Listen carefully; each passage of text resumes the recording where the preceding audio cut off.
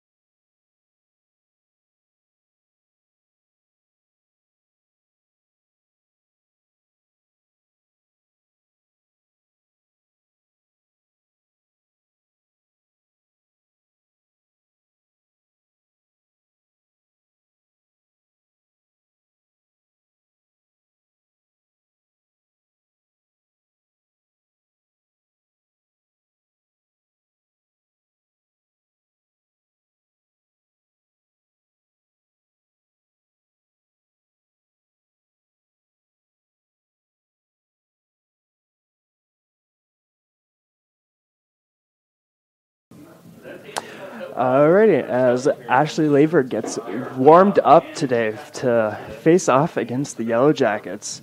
She did it all yesterday in game number 1 in the 9-3 victory for Central Washington. She allowed 3 hits and 3 runs while only walking 2, but she struck out 7. If there's anything the Wildcats have done this year to improve their pitching, it was that cut down that walk rate. They are up there in the conference in the least amount of runs or least amount of walks allowed. This was Laver's first appearance since last weekend against St. Martin's when she pitched the full 11.2 innings and going for 201 pitches. Laver's first pitch to the leadoff hitter, Kaylin Galvin, is a ball. I'll be back in a bit. I'm just going to hold down rugby. Galvin made 3 hits yesterday for the Yellow Jackets and struck out once. Second pitch is a foul ball.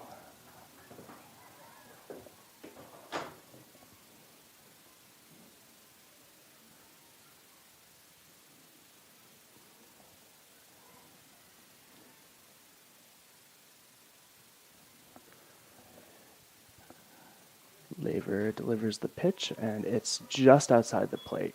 2-1 count now for the catcher, Kaylin Galvin.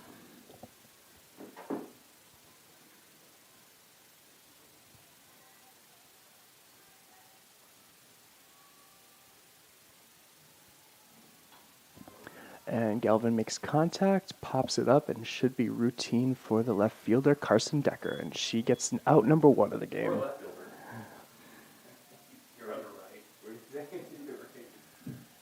Number 8, center fielder, Tegan Seaton.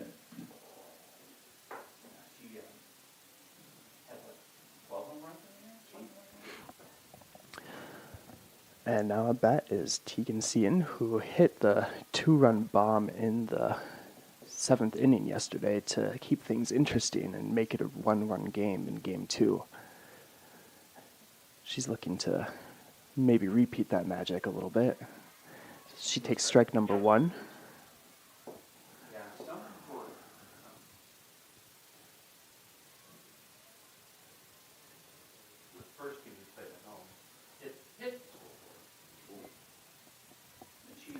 Laver delivers the pitch, and Tegan Seaton fouls it off. 0-2 count for Seaton. Seaton only a sophomore. Still got lots of playing time left. She's already definitely made a mark in her Yellow Jacket career, earning National Player of the Week last week. And that pitch from Laver is high and away for a ball. 1-2 count now for Seaton.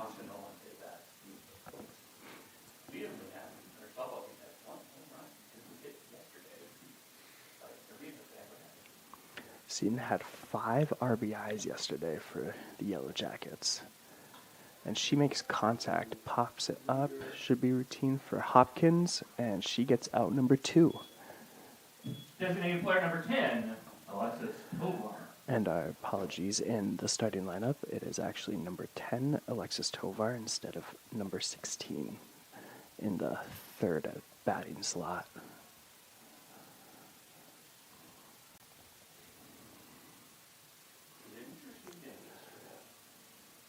Tovar looking to change her outcome from yesterday, where she was held hitless.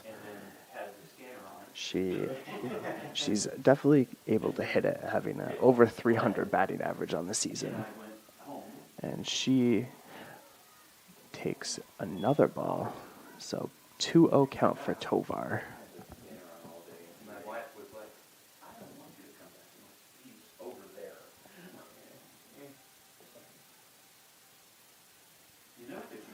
And pitch number 3 from Laver is a strike. 2-1 count now for number 10, Alexis Tovar. The game was over. We were meeting out there. They were meeting out there. The coaches got together with Dennis, and all of a sudden. And inside bottom corner, she makes it a 2-2 count now. We went to the field house, I think. Oh, really? Yeah. We had to be indoors. I mean, we could have stayed up here, but I'm like, no, I didn't want to stay up here. And Tovar pops it right into Serena Perez's glove for out number 3. 3 up, 3 down for the Yellow Jackets. And that will bring the Cats to bat, starting with McKenna King here in just one moment.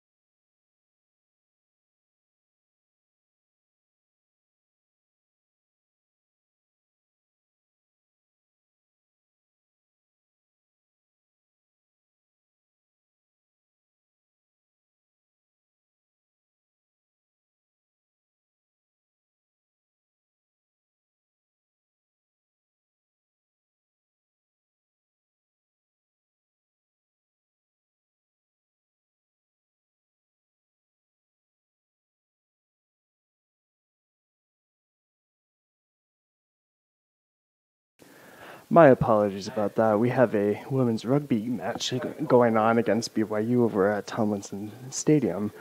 And there was a bit of an issue with the live stream that I had to go sort out. So I apologize for that, but we are back and Billings is at bat.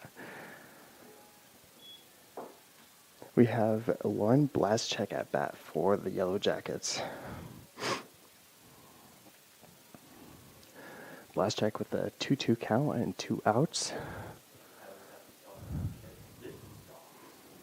And she drills that one just past Serena and Laney's gloves right into the left field where Carson fields it. And Lauren Blaschek takes her at first base. And now at bat, number 27, Ashley Akers, the first baseman for Montana State Billings.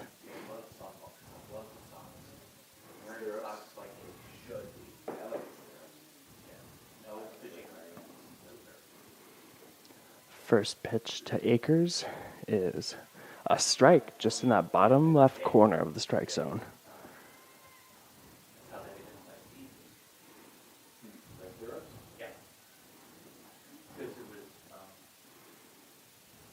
Oh, 1 count for Ashley Akers. Pitch number 2 is just below the strike zone, making it an even 1-1 count.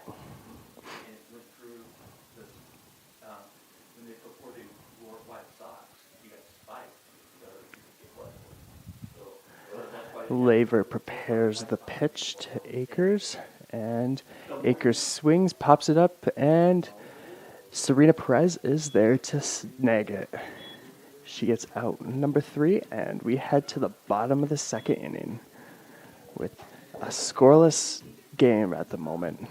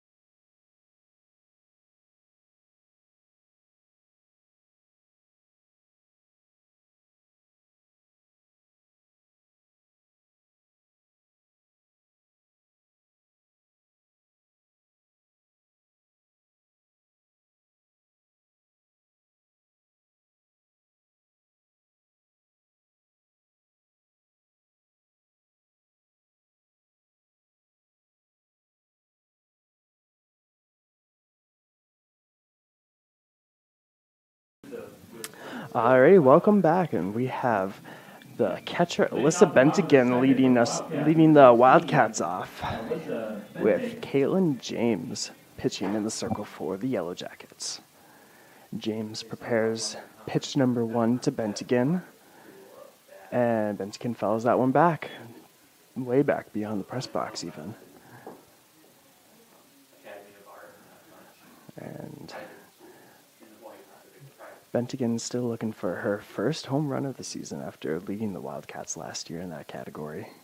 Second pitch to Bentigan is high and up, and a 1-1 count now for Alyssa.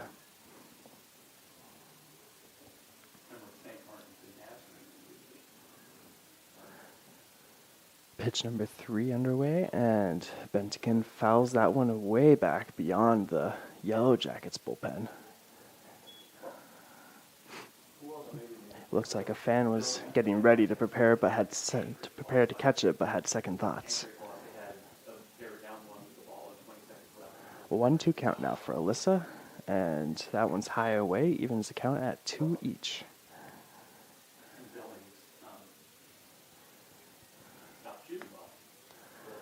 James prepares pitch number 5 to Bentigan, and Bentigan gets a nice hit on that for single to left field. That was perfect angle for Bentigan, as it was high enough for the infielders not to be able to reach it. And we have number 18, the first baseman for the Wildcats, Brooke Jordan, at bat now.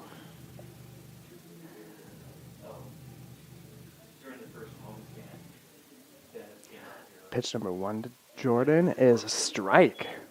That was a very nicely found strike by James.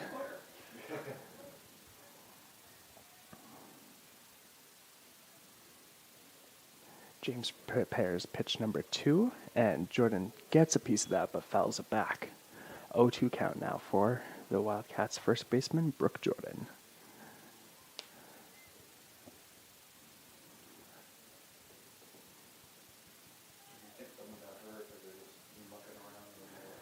And that one is a ball. 1-2 count now for Jordan. That foul ball by Jordan went all the way into the baseball field. You could see the Wildcat player sigh a little bit as she came out of the dugout to go retrieve it. And that pitch is also fouled off by Jordan, this time staying in the softball field. Well, you have to touch it to the ground, right? Yeah, you have to touch it to the ground. It's not like football. Not like football. You don't touch it to the ground. 2-2 count now for Brooke Jordan. And that one's down in the dirt for a full 3-2 count now.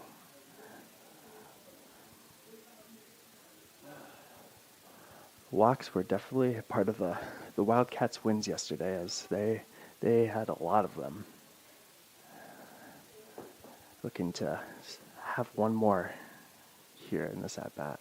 And Jordan gets a piece of it, and it's a solid single to right field by Jordan. Runner Bentigan on second, Jordan on first now, which will bring up number 21, Jillian Hampson.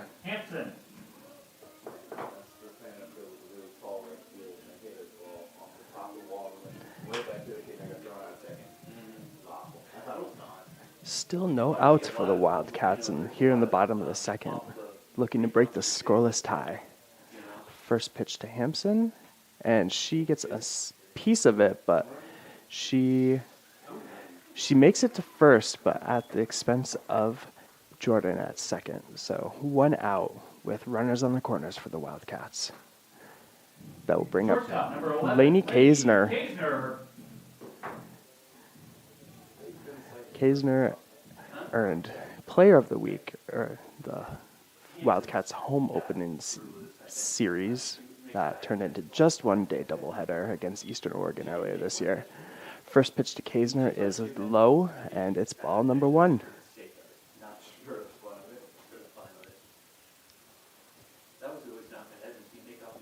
Pitch number 2 to Kaisner. She gets a nice piece of that, but it's right to the shortstop. And the shortstop easily tosses it to second baseman, but not without a little hesitation by them, as she kind of had momentum pull her away from the bag, but it is in fact an out. 2 outs now with runners still on the corner. Kate Hopkins at bat now, the right fielder for the Wildcats. She takes ball number 1 as it's just high of the strike zone.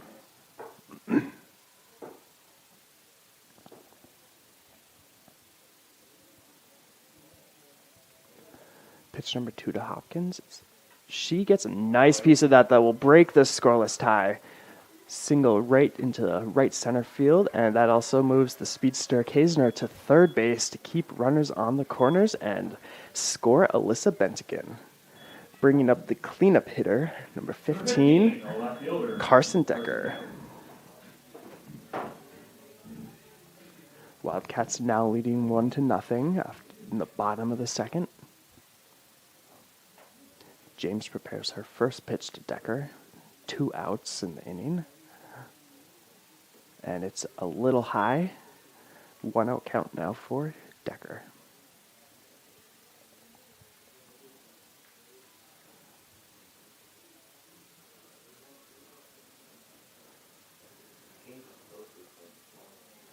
And Decker gets a piece of that, but it goes right into the dirt for a foul ball. Even 1-1 count now.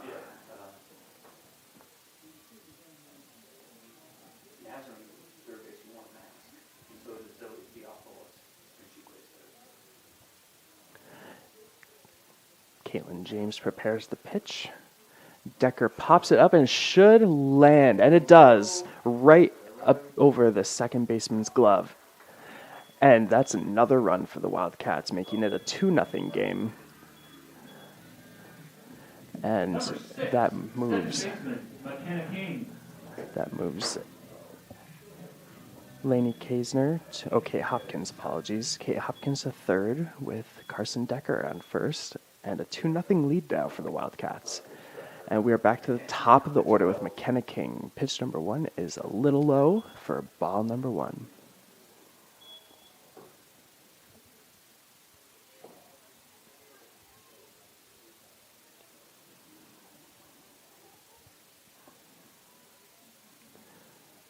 And that pitch is way down and gives enough time for Decker to steal second. So we have 2 runners in scoring position now for Central Washington, with Decker on second and Hopkins on third.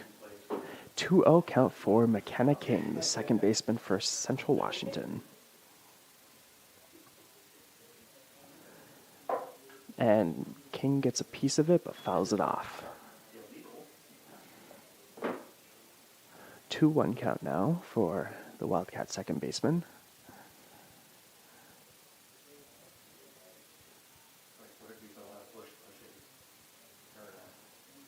Caitlin James prepares the pitch. And King gets another hit. That was a very nicely found hit. And Carson Decker's makes it home.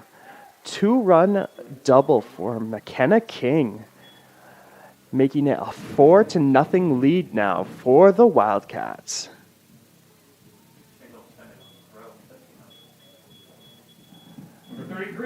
And that brings up number 33, Serena Perez, for the Wildcats, the third baseman.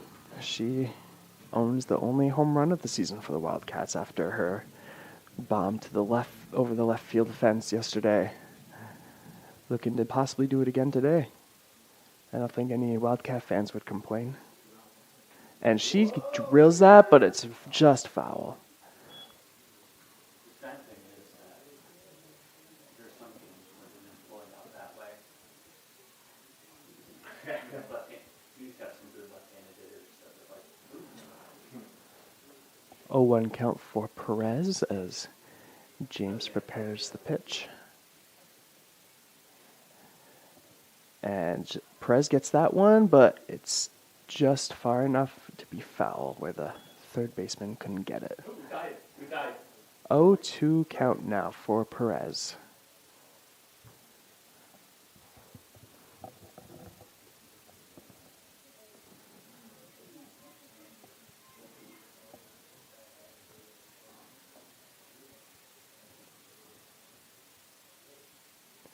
And that one's just outside the strike zone, a 1-2 count now.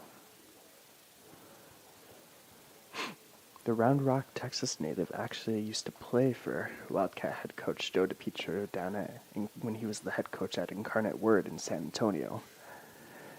She spent a year at Tarleton State in Stephenville, Texas, before making the decision to reunite with head coach DiPietro and all the way up here in good old Ellensburg, Washington.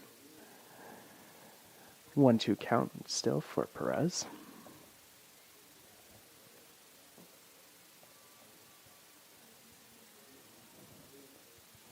And she fouls that one back just over the roof of the press box.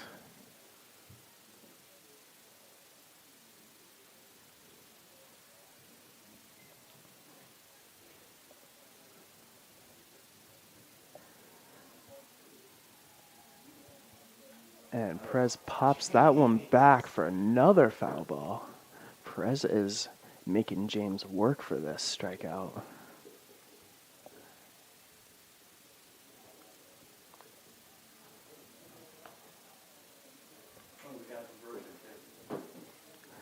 And that one is up in the just off the top right corner of the strike zone for ball number 2. An even 2-2 count now for Perez.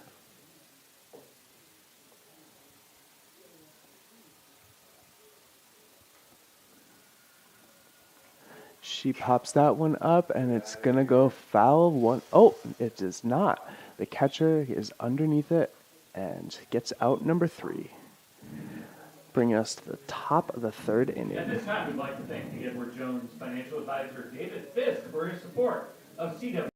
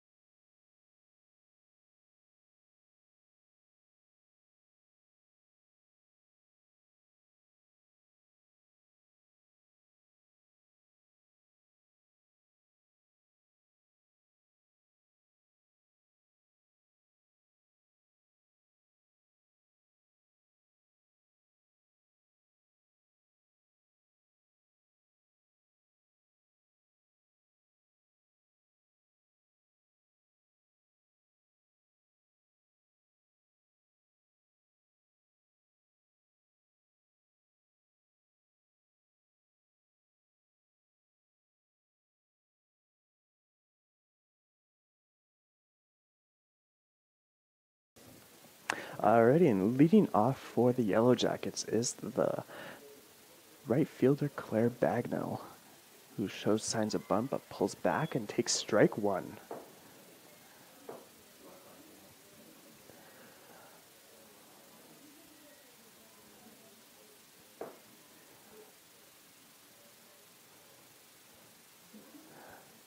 And pitch Bagnell gets a piece of it, hops over the third baseman, and the shortstop, Laney Kaisner, juggles it, but can't get the throw in time. So Bagnell on first for the Yellow Jackets to start the top of the third inning. That will bring up the cleanup hitter, Malia Cavan. Cavan, the left fielder for the Yellow Jackets. Number 26, left fielder Malia Kavan.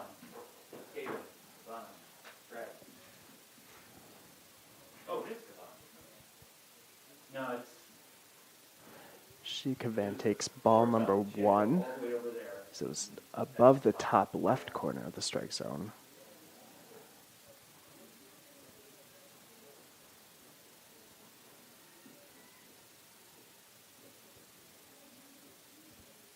The ump calls time for Cavan to readjust.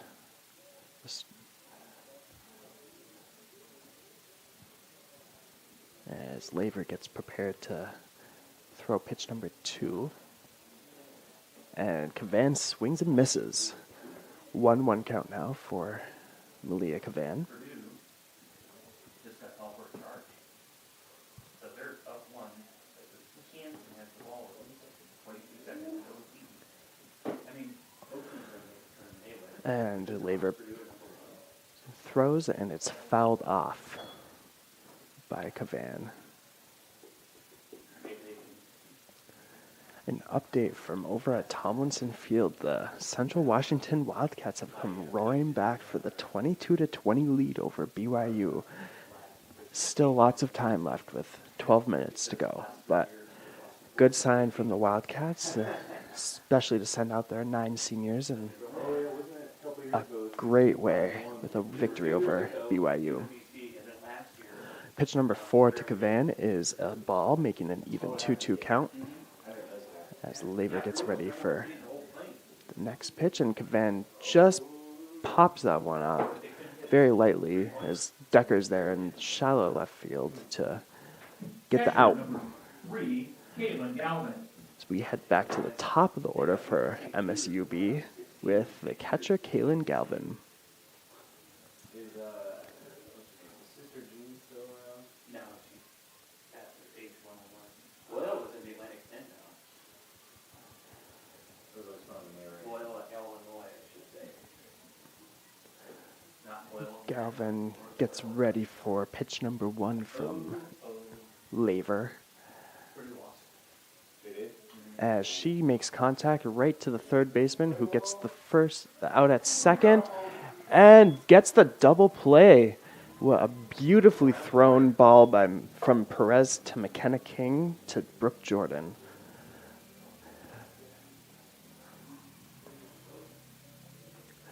That was a great defensive stand for the Wildcats, especially after giving up scoring 4 runs in the bottom of the second. So they will head back to bat here in just one moment.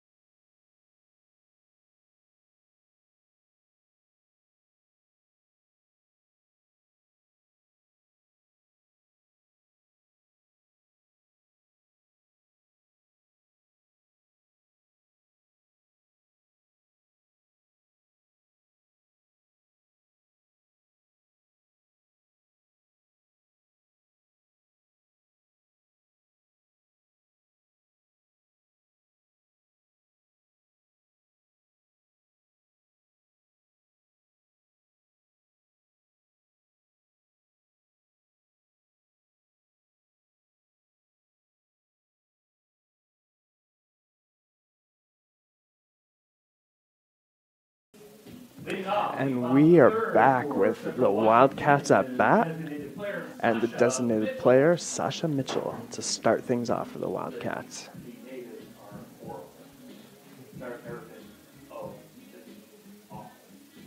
The thing is, Woodman was the Bobby Knight person who won the 81 national title team. And first pitch to Mitchell is a strike up in the top part of the strike zone. So everyone wanted Bobby Knight person, but he got it, and now look at it.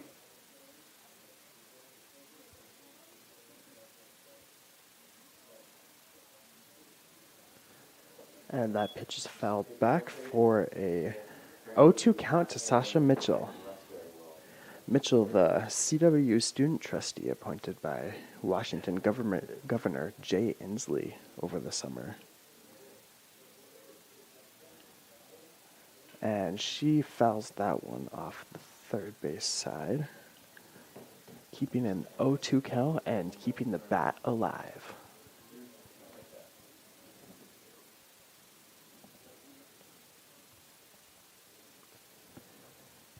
James prepares the next pitch for Mitchell. She delivers, and it's high and away for ball number 1.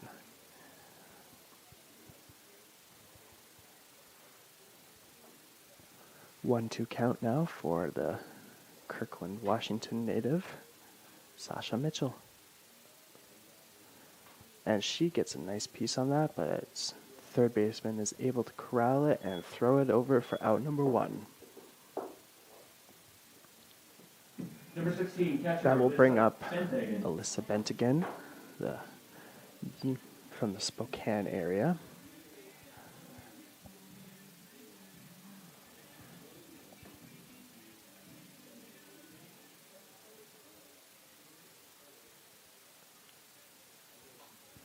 Bentingen gets a nice hit on that into right field for another single. She's been working the right side of the field so far in her at-bats. Both of her hits coming towards shallow right field. 1 out now for the first baseman, Brooke Jordan, looking to bring Alyssa Bentingen home. And that first pitch to Jordan is down for ball number 1.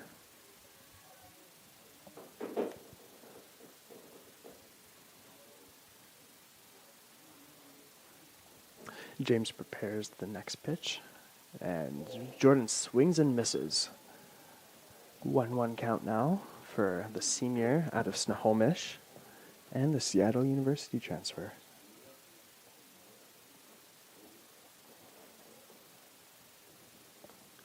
James delivers the pitch, and it is just above the strike zone for ball number 2.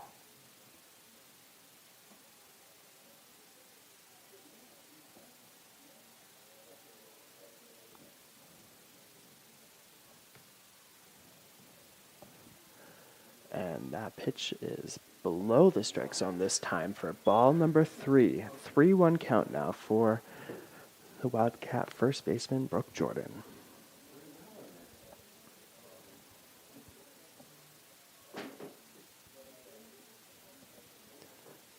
And Jordan pops that one up. Should be catched by the shortstop right into shallow center field for out number 2.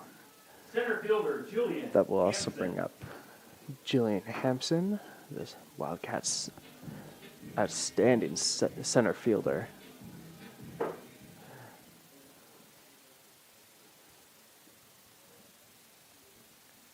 Pitch number 1 to Hampson, and she gets right to the second baseman, who just tosses it over to the shortstop at second to get Bentigan out. And to end the inning with holding the Wildcats scoreless and keeping the CW lead to 4-0. We'll be right back with the Yellow Jackets up to bat.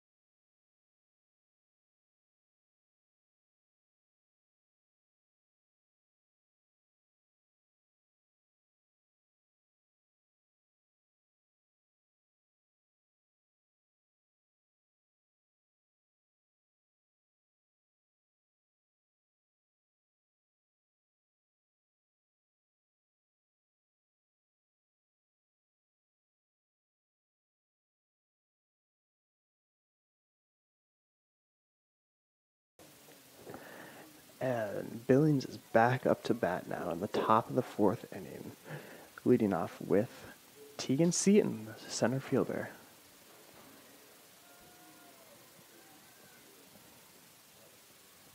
First pitch to Seaton is just to the right of the strike zone for ball number 1.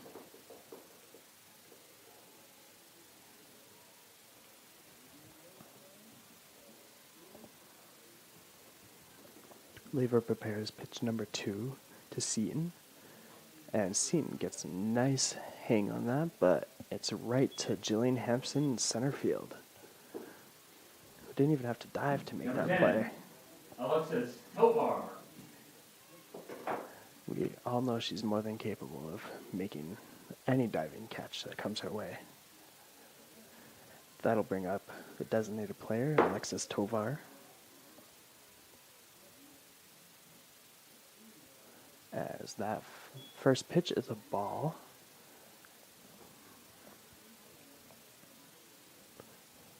With 2 minutes to go over at Tomlinson Stadium, the Wildcats are still leading 22-20 over the BYU Cougars, looking to send the seniors out with a big win. And pitch number 2 is a big strike, as Ashley Laver knew it right when it got into Bentigan's glove. 1-1 count now for Tovar.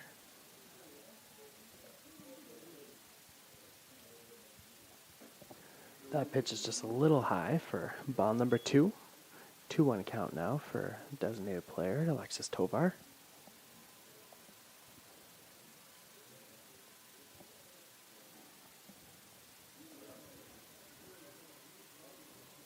Pitch number 3, Tovar gets a little bit and she will get a single as Eleni Kaisner dove for it, but just couldn't come up with it. 1 out with Tovar on first for Third baseman number 21. Maren Maren Penny. And the Wildcats will check on Kaisner, make sure that she's doing okay with our another member of our outstanding athletic training crew. He's known as Seabass. He checks, make sure, and Kaisner says she's all good. And they will go back to the dugout and resume play.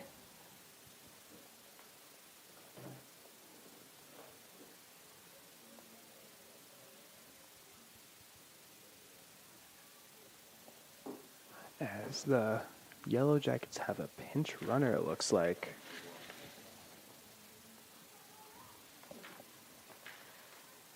Can't see the number, unfortunately, but first pitch to Penny is up and away for ball number 1. Thinking might be number 1, Riley Warden.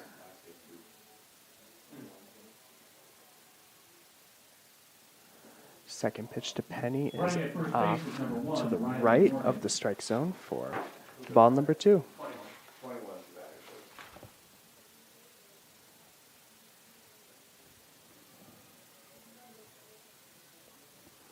batter. As Laver prepares that, and Penny gets a nice hit on it, but Hampson scoots in and gets the out in left center field for 2 outs now, with Kylie Imada up to bat now for the Yellow Jackets.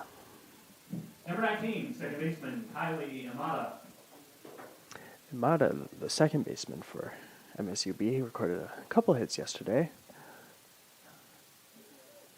She takes strike 1 on first pitch.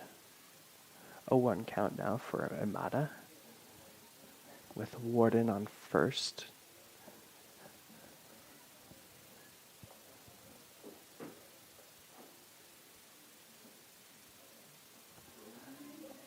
And pitch number 2 to Imada is a ball. 1-1 count now. And we have a final over at Tomlinson Stadium. The Wildcats send the seniors out in a fantastic way, earning the hard-fought 22-20 victory over the BYU Cougars. Congratulations to the women's rugby team and all the 9 seniors that have played their last home game of their careers.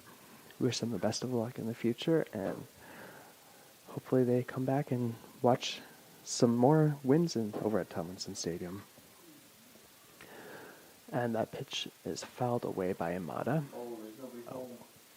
As Warden steals second, as there was just nobody there at second to get that throw from Bent again, as it goes right to Hampson in the center field.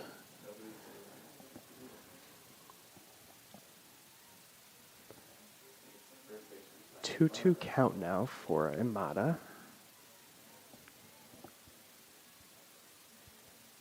As Laver prepares the pitch, and Imada fouls that one back to keep the at-bat going.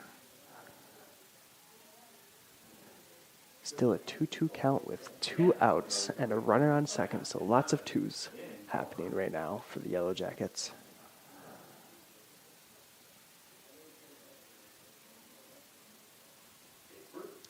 Laver throws the pitch, and it's up above Imada's head. 3-2 full count now.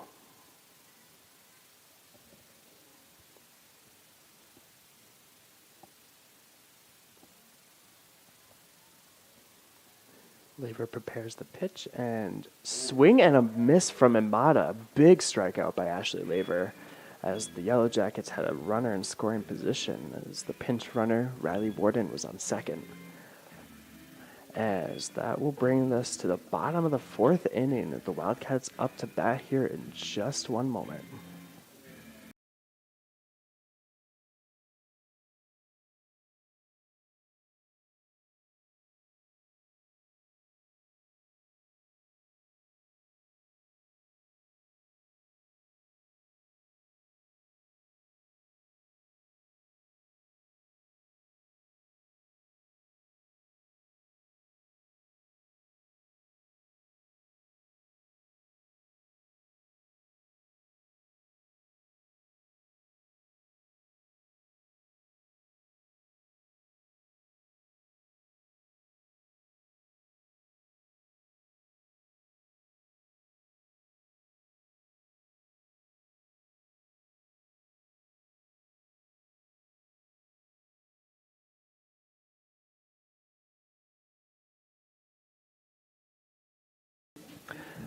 Welcome back. The Wildcats will be starting off their at-bat with the shortstop, Laney Leading Kaisner. off the bottom of the fourth for the Wildcats is shortstop Laney Kaisner.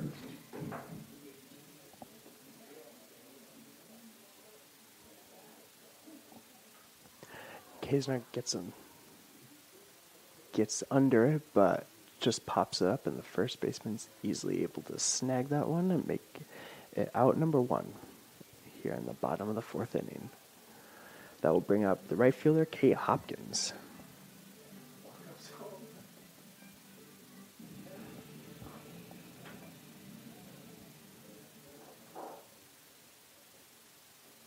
Number 3, right fielder Kate Hopkins. Hopkins takes ball number one on the first pitch of her at-bat.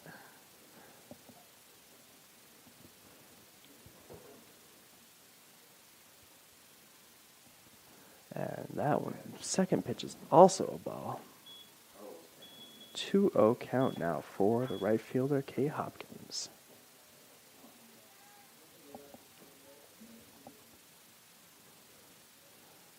And that pitch is also up and away for ball number 3. 3-0 count for the right fielder, Hopkins.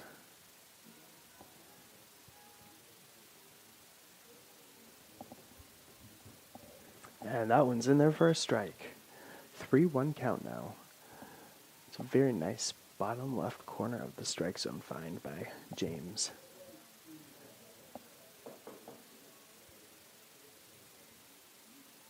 And Hopkins gets a piece of that one, flies it up, and it's easy for the center fielder to make it over to right center field for the out.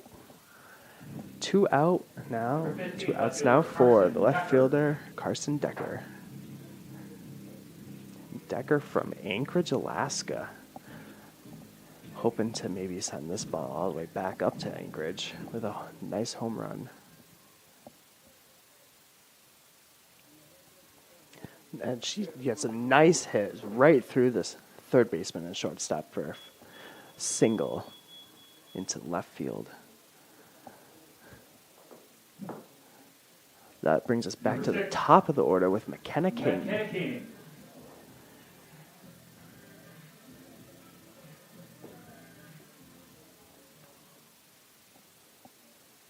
James prepares first pitch to King, and that one's low for ball number 1. King took over second base duties this year after splitting time with Kaisner at shortstop last year, and former Wildcat and former All-GNAC honoree Harley Carpenter graduating last year after a stellar career in the Wildcat uniform, and King gets out number 3 for the Wildcats as she lines it right to the shortstop, who tosses it over to second base for the out. Fans, don't forget to follow CW Athletics on Twitter and Instagram. We will be back in just one moment with the Yellow Jackets up to bat in the top of the 5th.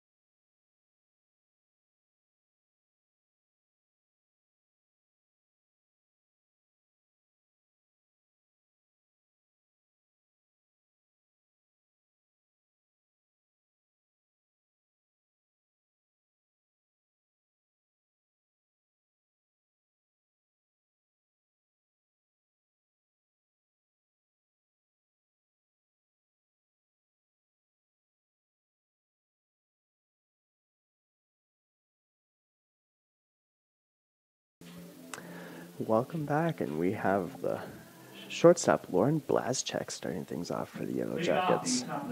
Blazchek recording one of the MSUB 3 hits in this game so far, looking to make it 2, and account for half of the Yellow Jackets hits, if that's the case. Laver prepares the pitch, and it's just above the strike zone for ball number 1.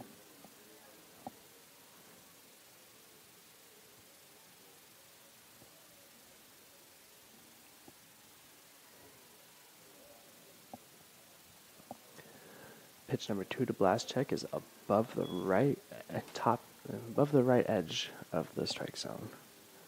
2-0 count now for blast check.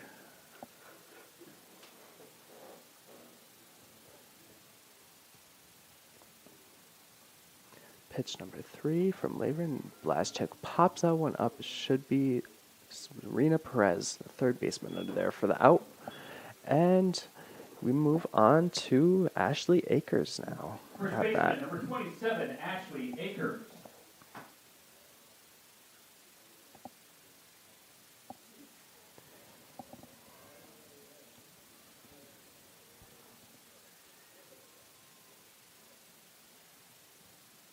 First pitch to Akers is just outside this left zone of the strike zone.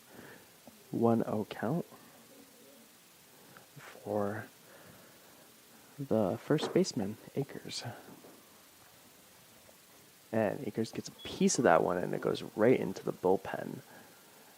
The Wildcat bullpen, where I believe Olivia Ross is warming up.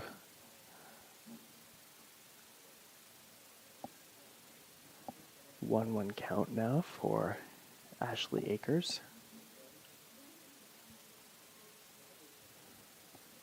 And Akers with a nice little drive, but unfortunately right to Hampson in center field for out number 2. She got a nice piece of that too. Number 2, left fielder Claire Bagnell. The right fielder Claire Bagnell up to bat now for MSUB. Bagnell accounting for one of the 3 Billings hits as well as last check. First pitch to Bagnell is a strike. Looks like it rode the right edge of the strike zone. 0-1 count for Claire Bagnell. Pitch number 2, and she pops that one up, and Kate Hopkins, the right fielder, is there in shallow right field for the out. And that's 1-2-3 inning for Ashley Laver. And we will be back in the bottom of the 5th inning already with the Wildcats up to bat.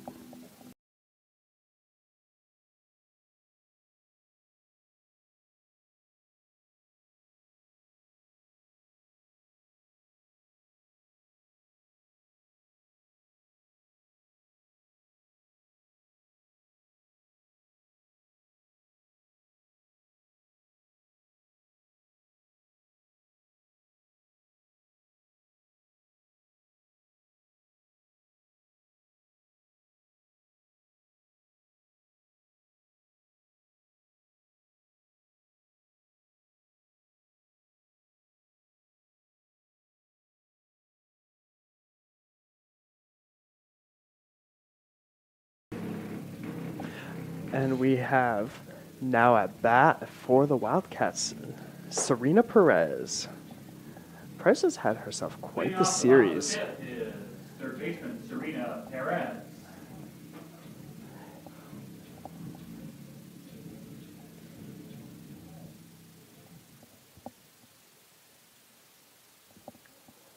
First pitch from James to Perez, and Perez drills that, and it's just foul.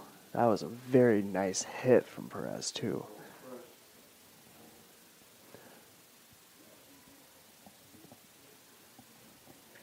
Oh, 1 count now for Serena Perez.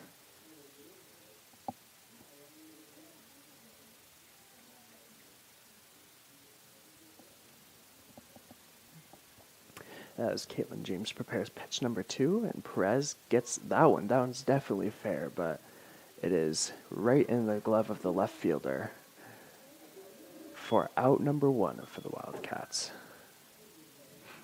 Also bringing up the catcher. Oh, apologies, number 5. Sasha Mitchell. I saw Bentkin run up to grab the bat and completely missed Mitchell, but Mitchell is in fact up to bat for the Wildcats.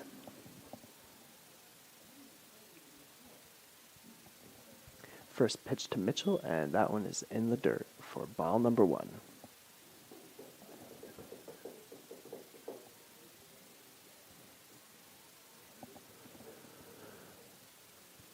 pitch number 2 from Caitlin James to Sasha Mitchell. Mitchell lines that one right to the third baseman, who tosses it over to the first baseman for out number 2. Now up to bat for the Wildcats is Bentigan.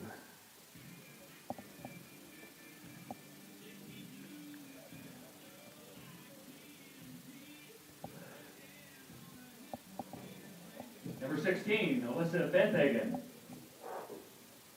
First pitch to Bentigan is in there for the strike. Strike number 1. A 1 count for Bentigan.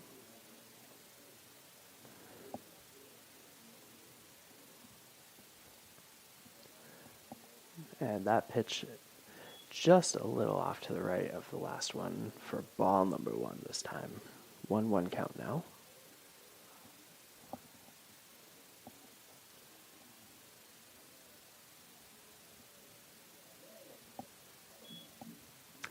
That pitch is also a ball for 2-1 count now for the University High School grad of Spokane.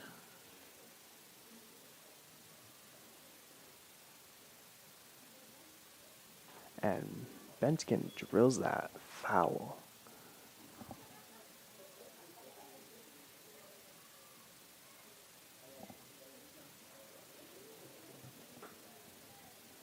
Two count now for Alyssa Bentigan with 2 outs. And she drills that one. That one is gone! Alyssa Bentigan with the home run.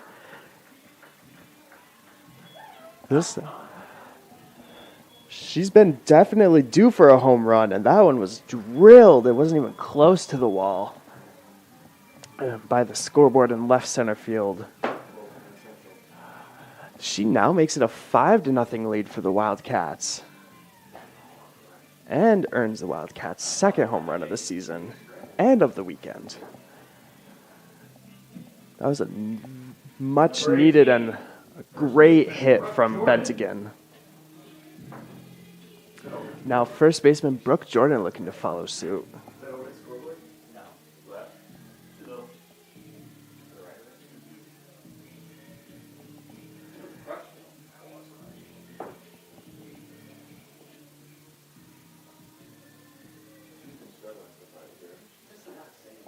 Brooke Jordan sees pitch number 1, and it's in there for the strike. 0-1 count now for the Wildcats for Brooke Jordan.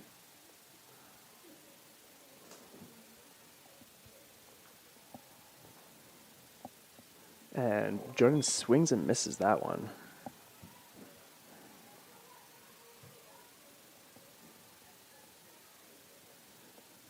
An 0-2 count now for Brooke Jordan, as she takes ball number 1. That one was low in the dirt. 1-2 count now for the Wildcats. For Brooke Jordan. Jordan swings and just tips that one for a foul. Keep the at-bat alive.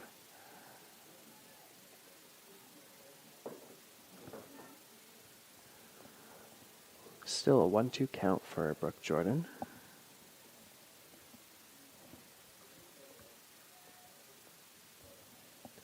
And that one is another ball.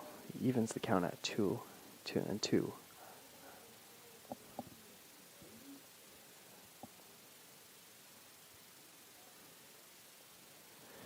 Caitlin James prepares the pitch. She sends in. Jordan hammers that one, but the left fielder charges in and is able to make the catch relatively easily for out number 3, but not before a huge home run by Alyssa Bentigan to put the Cats up 5-0.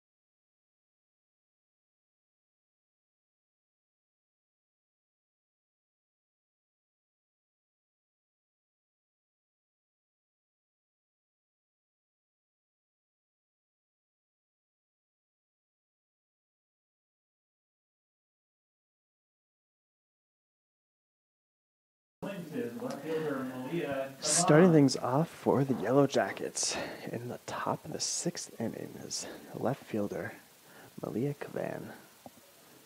And bloops that one over foul just in front of the Wildcat bullpen. 0-1 count now for Kavan.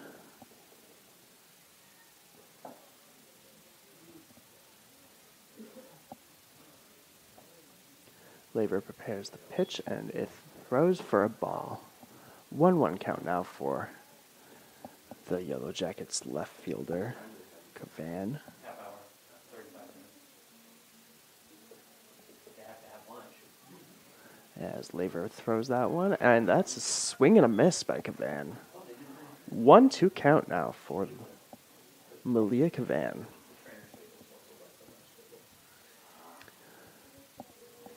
Laver gets ready for the next pitch, and she throws that one just a little wide left of the strike zone for ball number 2.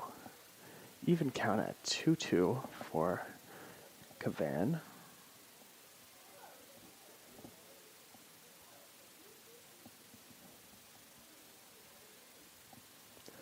And Kavan fouls that one back, hits the fencing, protecting the spectators. Still a 2-2 count for Kavan.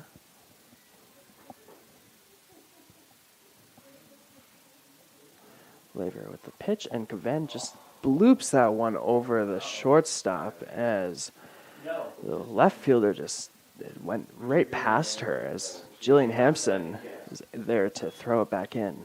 But just a single for Kavan. And that brings us to the top of the order with the catcher, Kaylin Galvin. Number 3, catcher, Galen Galvin.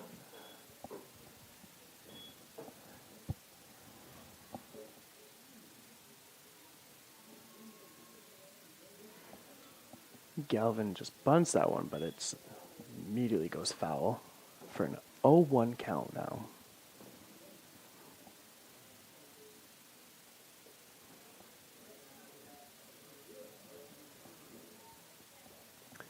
Fun fact about Billings is that they have recorded a tie this year, as they had a 9-9 draw at home against Carroll College. That pitch to Galvin is out of the zone, just above it, to make it a 1-1 count.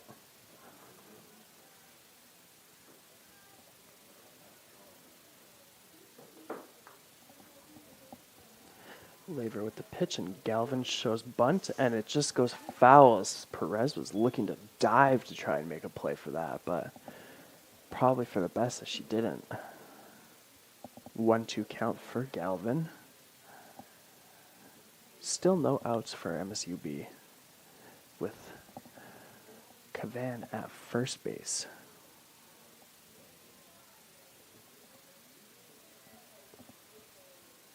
Laver with the pitch, and that one's to the wide right of the zone for a 2-2 count now.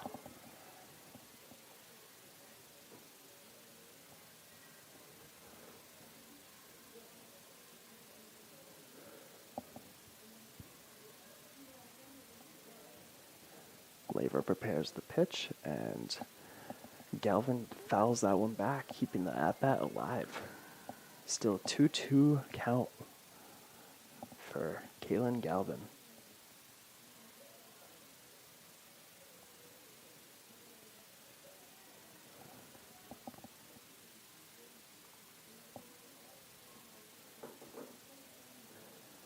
Laver throws that one, and Galvin fouls it back.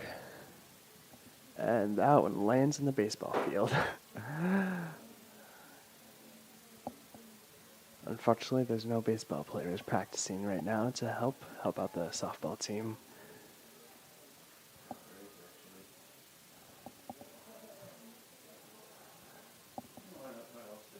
Laver gets ready for the pitch, and another foul by Galvin. Galvin is fighting in this at-bat.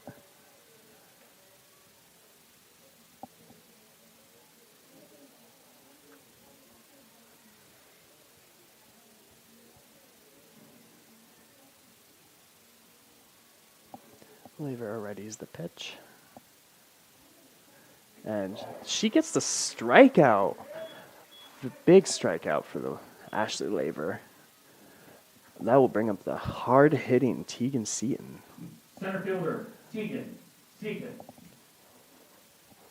Seaton with a 387 batting average this season and 11 home runs.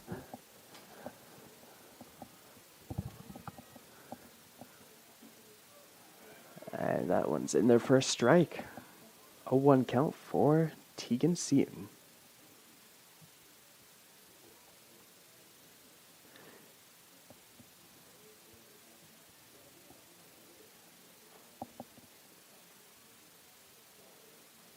As she gets a piece of that one, and third baseman Serena Perez tosses that one over to second baseman McKenna King for the out, and to keep just a runner at first. Re-entering the game for the Yellow Jackets, And number 10, Alexis Tovar.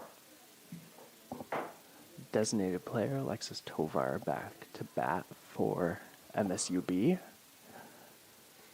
with Tegan Seaton at first and 2 outs now for the Yellow Jackets.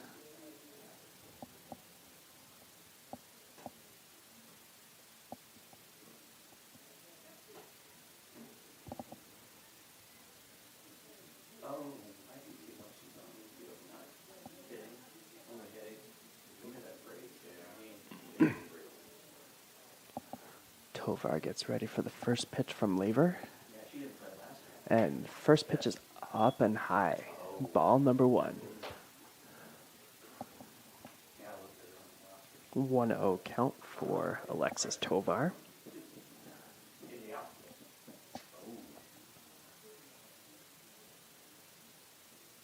As that one's in there, just straddles the left edge of the strike zone for a 1-1 count now for the designated player Alexis Tovar. Tovar with a 3.13 batting average this season. 2 home runs.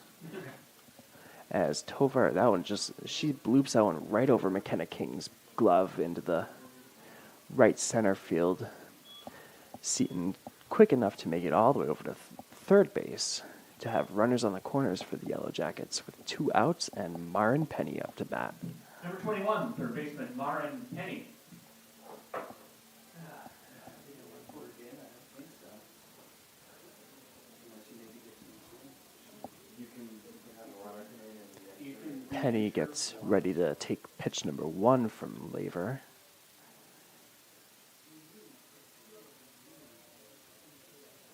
And pitch number 1 is down, way below the strike zone for ball number 1. 0-1 count for the senior Marin Penny.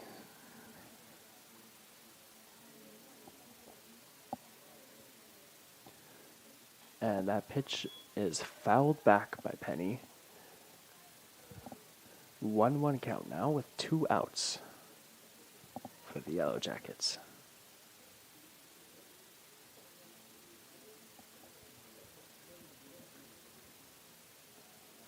Penny gets ready for pitch number 3, and she fouls that one back as well. Almost the exact same place.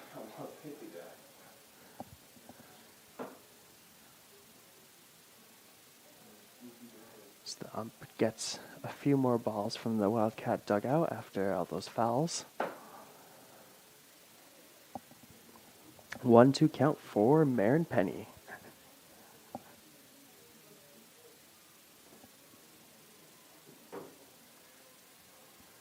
Laver prepares the pitch, and Penny pops that one up. It might stay in play, and Perez comes in to get the out.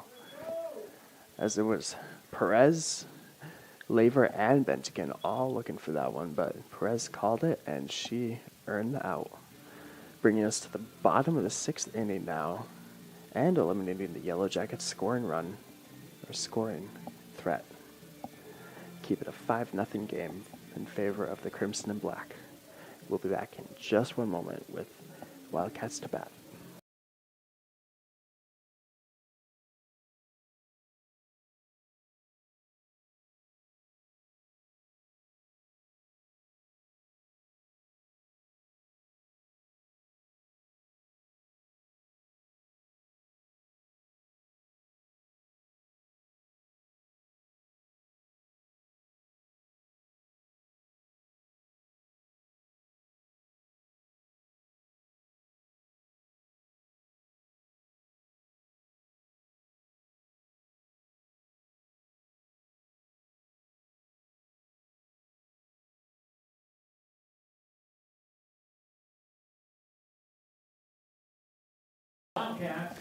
And we have Jillian Hampson up to bat to start things off for the Wildcats.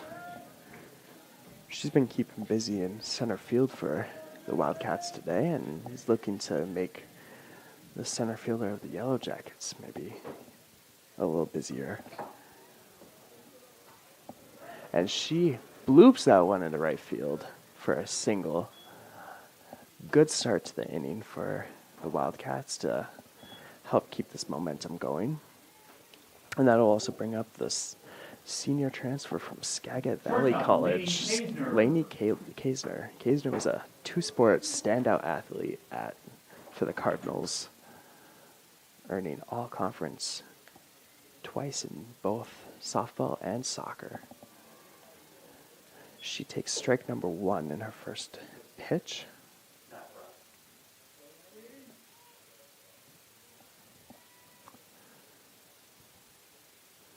And pitch number 2 is just tipped foul by Kaisner.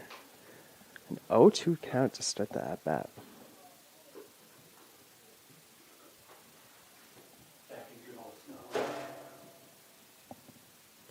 Kaisner prepares for the third pitch from Caitlin James. And that one's outside the strike zone for ball number 1. 1-2 count now for Kaisner.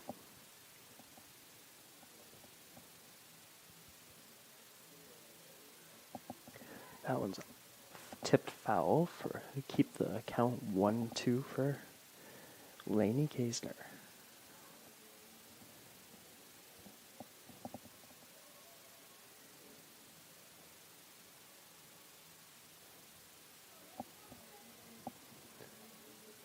James prepares the pitch, and Kaisner gets that one, but the second baseman's there to get it. But thanks to Kaisner's speed, she is safe at first and avoids the double play.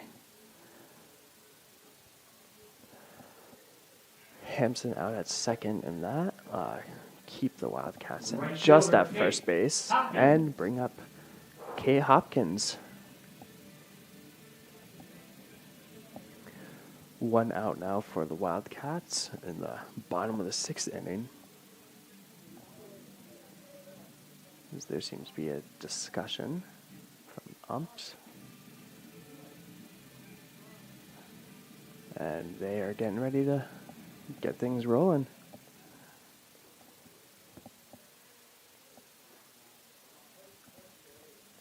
James prepares pitch number 1 to hop on second base.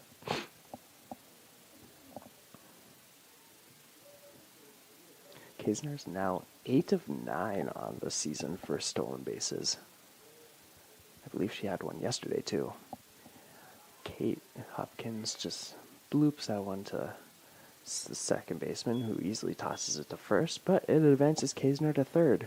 And that'll also bring up the number 9 hitter, Carson Decker. Decker looking to bring Hopkins on third home and make it a 6-0 game for the Wildcats.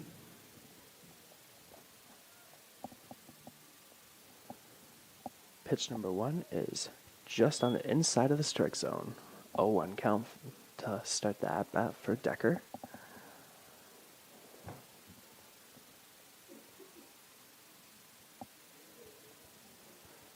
And that pitch is above Decker's head. 1-1 count now.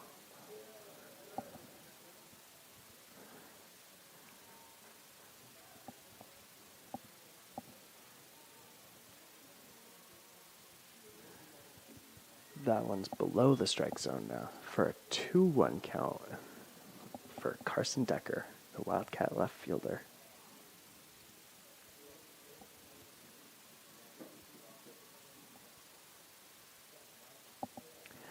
Decker just bloops that one to the second baseman, but the second baseman just could not grab it. It looked like she was maybe expecting it to be a little easier and just wasn't paying attention to where she was grabbing as she missed the ball and easily allowed Decker to make it to first and Hopkins to score. 6-0 lead now for the Wildcats, and that brings us back to the top of the top of the order with number 6, McKenna King, who takes strike 1.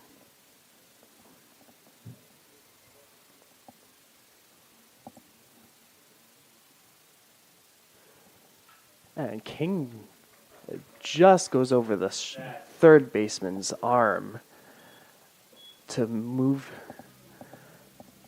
Decker to second and place herself at first base, bringing up Sasha Mitchell. Oh, apologies, Serena Perez. Serena Perez.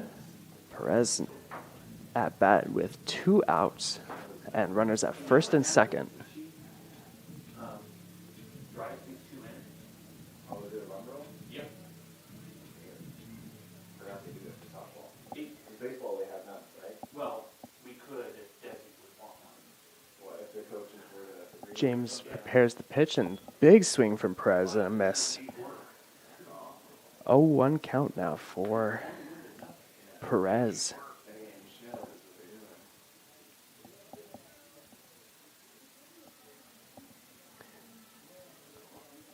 James evens up the count now with that ball for 1-1. Count for Serena Perez.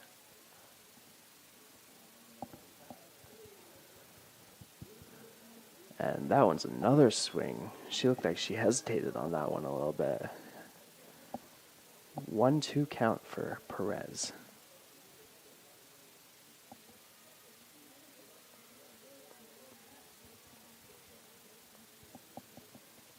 James throws it and it's down in the dirt, but the catcher does a good job of stopping it from getting past her and advancing the runners. 2-2 count now for Perez.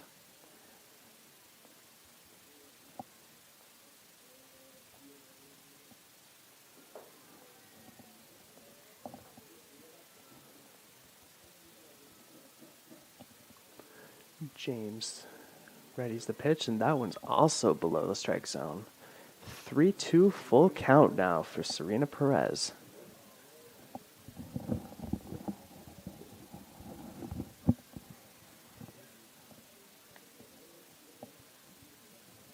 And Perez gets a nice piece of that one, but it's falls foul. Still a 3-2 count.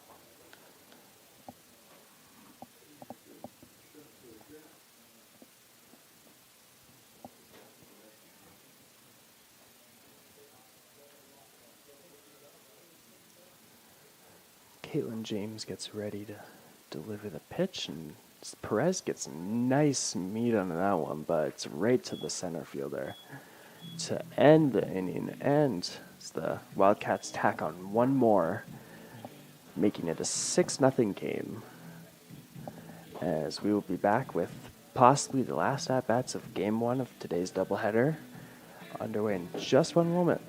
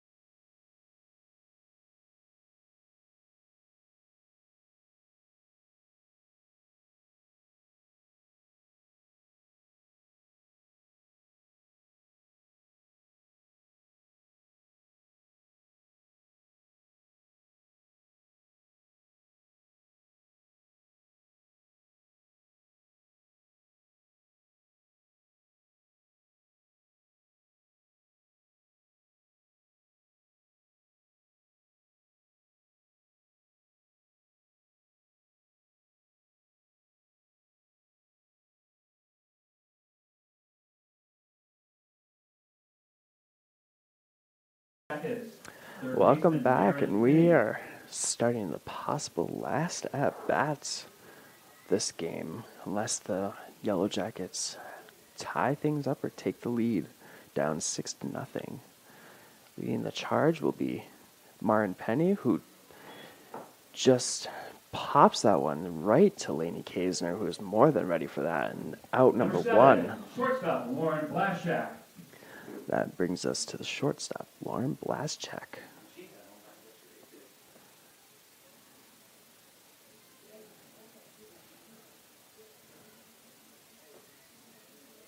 Down to their final 2 outs now for the Yellow Jackets.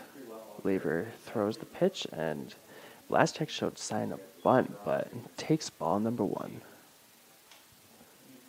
1-0 count for Lauren Blaschek. Blaschek with 5 home runs on the season already. To say that she has power is an understatement. She pops that one foul.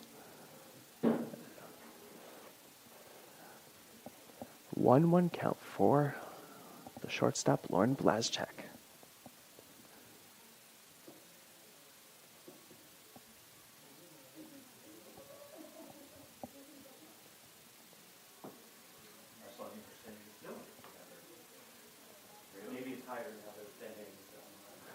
Lever throws the pitch, and that one's just on the inside of the strike zone. Very nice throw by Lever to make it a 1-2 count with 1 out in the top of the 7th inning. Gorgeous day today for Ellensburg. That throw by Lever is a wide, low right, 2-2 count. Seen some of our baseball coaches and athletes walking in shorts and sunglasses. We always love to see that this time of the year. As Blaschek just throws that one, gets that one past the shortstop, Lainey Kaisner. I think this is the best weather that we've had all season or all year so far. Making it up to almost 70 degrees, supposed to be today. First baseman, Ashley As Akers. this brings up 27, Ashley Akers for the Yellow Jackets with Blaschek on first. First pitch to Akers is just high for a ball. 1-0 count.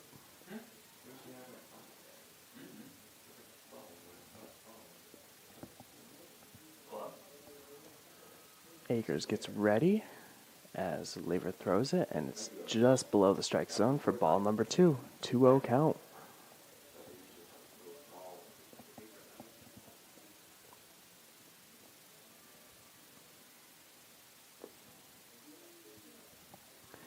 Lever throws that one, and Akers fouls it back.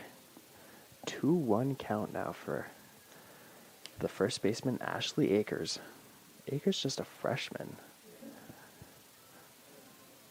She has a 167 batting average this year and 3 hits. She just pops that one as it bounces off of Brooke Jordan, but McKenna King's there to corral it and throw it back to Jordan at first for the out. Moves Blaschek up to second base, but it's now 2 outs as the Yellow Jackets are down to their final out now. That brings up Claire Bagnell, the right fielder. Claire Bagnell. If it hits you, you still get an out. You get an assist. Lever throws the pitch as Bagnell pops that one up, and this should do it. As McKenna King is there in shallow right field to end the game as the Wildcats take game 1 6-0. How's senior day? Good. Oh, your game. This victory means that the Wildcats automatically have won the series at least. Even if they lose the next game, they won the first 3. Looking at some stats from game 1, leading the Wildcats. Alyssa Bent again with 3 hits in that one and an RBI, while McKenna King had 2 hits and 2 RBIs to lead the Wildcats bats. Bent again with a bomb to left center field to get this Wildcats' second home run of the season. Pitching for the Wildcats, Ashley Lever, individual shutout for the 6-0 victory, improves her record to 3-8 on the season. and she pitched full 7 innings, allowing just 6 hits, but getting 2 strikeouts. As we will be underway with Game 2 here in approximately 30 to 35 minutes, so stay tuned and for some more action coming your way here shortly.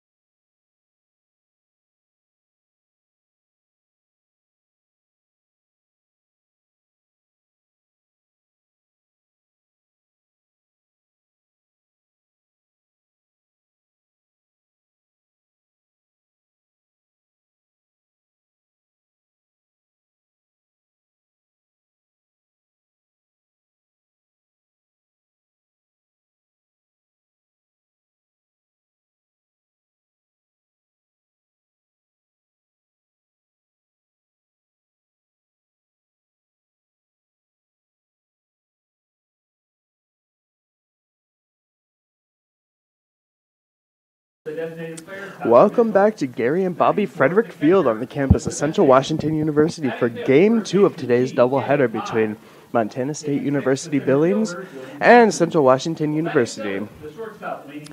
Looking at the starting lineups, we don't have a whole lot of changes for the Yellow Jackets. In the circle will be number 4, Shelby Wazlewski, as well as subbing in right field will be number 1, Riley Warden. The Wildcats lineup stays almost all the same, except first baseman will change from Brooke Jordan to TK Kai.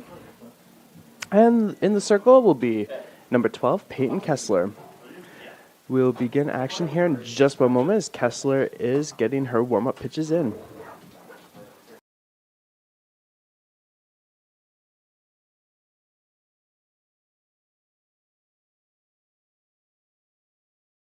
Two for the count.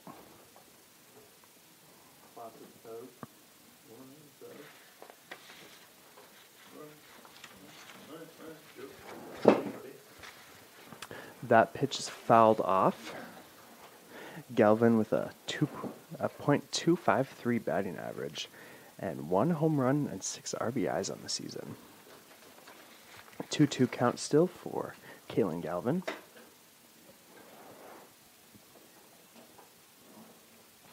And she gets the solid hit on that, but just flies a little too high, and Kate Hopkins is easily there to get in right field for out number 1. Center fielder, Tegan Seaton. Tegan Seaton up to bat now for the Yellow Jackets. The center fielder still holding on to .387 batting average with 29 hits and 11 home runs on the season. First pitch to Seaton's just wide right of the strike zone for ball number 1. That's what's different because you gotta project over the ground. Yeah. I mean, it's one of those tournaments where no one's there. Kessler throws that one just a little past the top right corner of the strike zone for ball number 2. Kessler has team high 36 strikeouts before game 1 today, as she makes Seaton swing and miss on that for the first strike of the bat for a 2-1 count.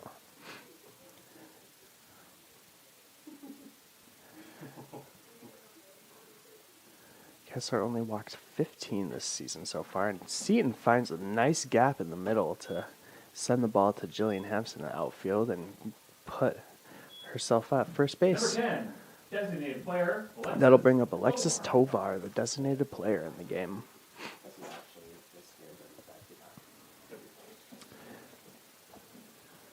Tovar with a .313 batting average and 2 home runs on the season so far. She fouls that one off into the Wildcat bullpen for an 0-1 count.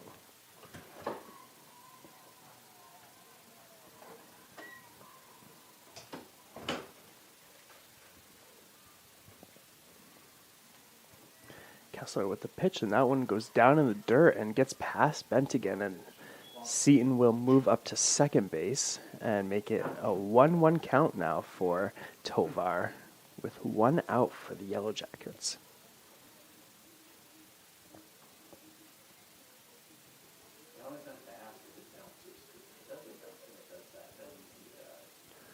And Tovar gets that one just over Perez's glove at third, but Decker's there to make sure that the Seaton does not head home, but Fax stays at third. The runners at the corners now for the Yellow Jackets early in this matchup. That'll bring up Number the 21, third baseman, Marin Penny.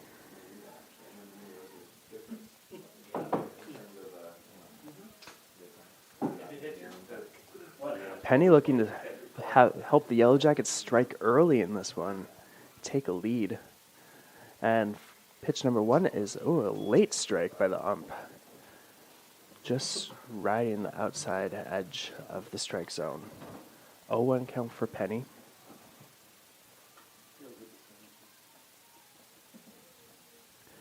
As that one's way outside the strike zone by Kessler. 1-1 count now. Wildcats did a really good job of eliminating scoring threats in game one, as the Yellow Jackets had multiple batters second and third, but Laver was able to pitch her way out of the situation and earn the the shutout in game one. Pitch number 3 from Kessler is another ball, making it a 2-1 count.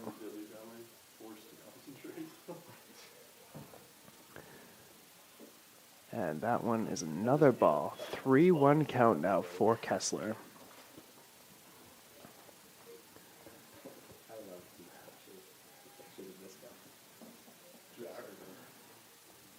Penny looking to make it at least 1-0 game, as she is called for the strike.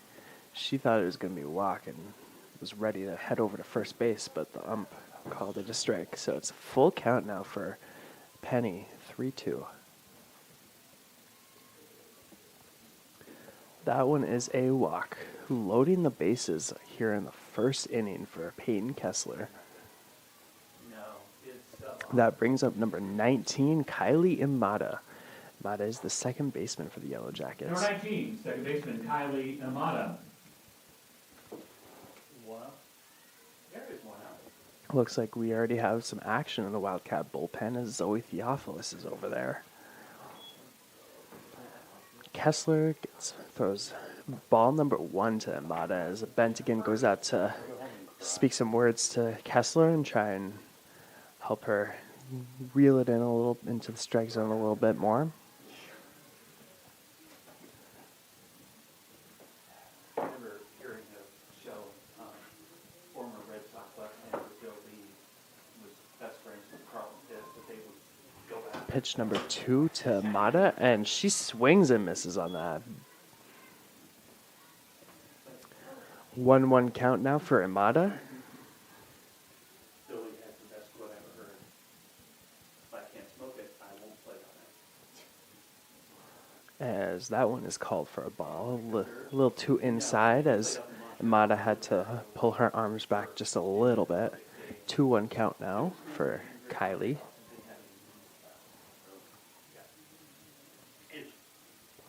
Kessler readies the pitch and throws, and that one's low. 3-1 count now for Peyton Kessler. Here in the first inning with only 1 out.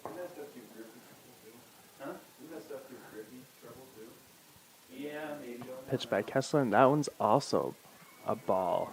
And so that will bring home a run and make it a 1-0 game as Tegan Seaton crosses home plate with bases loaded. And Rainey Harris is coming out to talk to Kessler and speak some words, try to help her cool down these walks a little bit.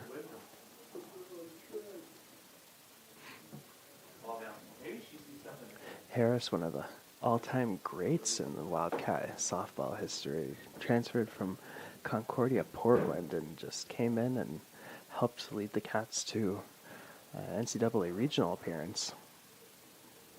Stuck around as a graduate assistant and is now a full-time assistant coach. Now batting the shortstop, number 7, Lauren Blaschak. Lauren Blaschak up to bat for the Yellow Jackets with only 1 out still. Bases loaded for Peyton Kessler. That one's in there for a strike.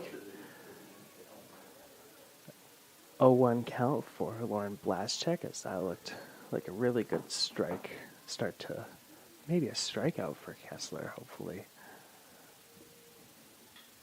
As that one goes right off of Kessler's ankles, and she cannot make the throw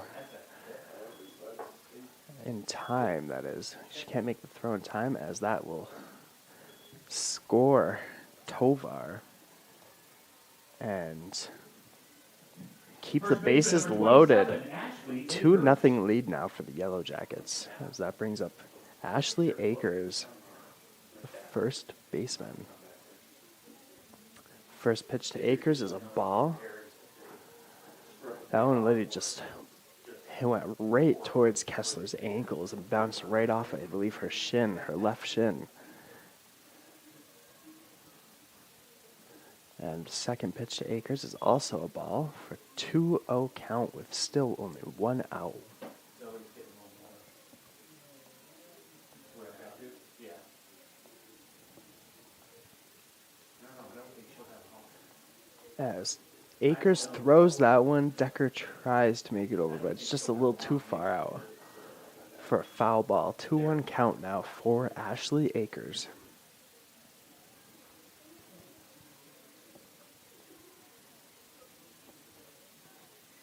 She's from Illinois, their pitcher. She's a lot of loose. And the pitch from Kessler is just inside for ball number 3. 3-1 count now for the first baseman, Ashley Akers. And she fouls that one back. Full count for Akers, 3-2.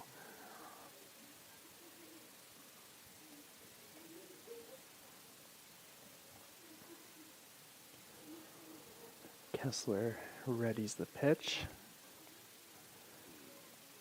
She throws, and that one is a ball. That will score another run and send Akers to first.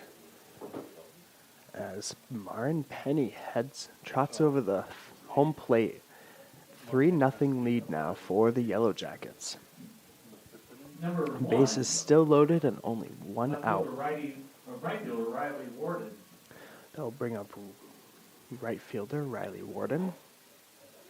As the Kessler looks a little perplexed as she believed that one was a strike, but the ump calls it a ball. 1-0 count for Warden. And Warden pops that one off the shaft of her bat and goes foul for 1-1 count.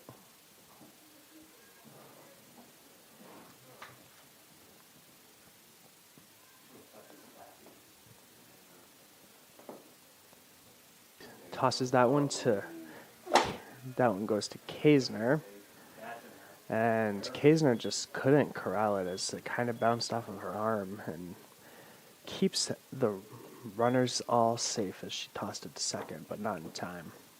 That also makes it a 4-0 lead now as Kylie Amata found her way home. Still only 1 out in the top of the 4th inning for the Yellow Jackets. And we are at the number 9 hitter now, Malia Kavan, who just bloops it to Carson Decker in the left field as Decker was ready to throw it home as the runner on third was looking to make it back home. And now we head back to the top of the lineup with Kaylin Galvin. 2 outs now for the Yellow Jackets. Base is still loaded. Kessler deals ball 1 on the first pitch of the at-bat.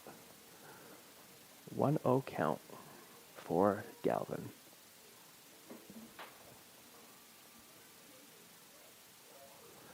As Galvin just lines that one right to Kaisner, so a 4-run start to the game for the Yellow Jackets. Definitely not a bad start if you're an MSUB fan. The Wildcats will be up to bat for their first at-bat here in just a moment against Shelby Wazlewski.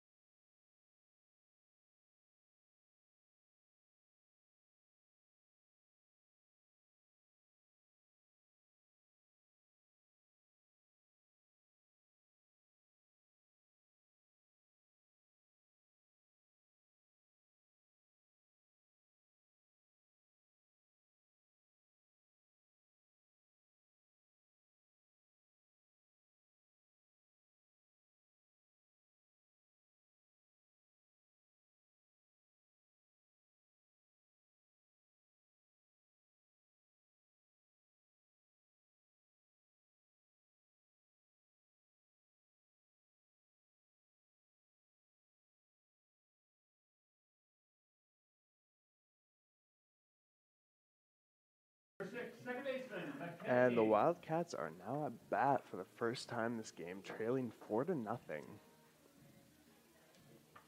Leading things off is a second baseman, McKenna King.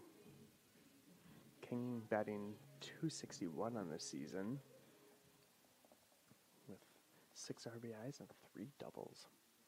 First pitch to King is in there for a strike. Yesterday, Wazlewski had 10 walks in her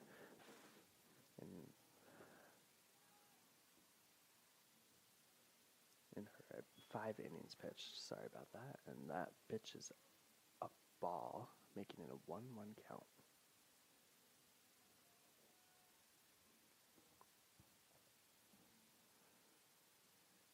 And King just puts that one right over the first baseman's glove to land herself at first base. Number 33, third baseman. That will bring up Serena the third Perez. baseman, Serena Perez. Her songs really rattle. I think her second was even stronger.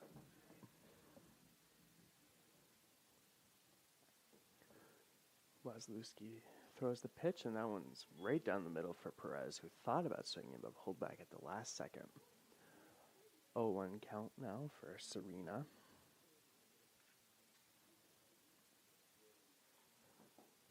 Wazlewski readies the pitch and throws, and that one's down in the dirt, and the catcher makes a good stop to not let it get past her. 1-1 count now for Serena.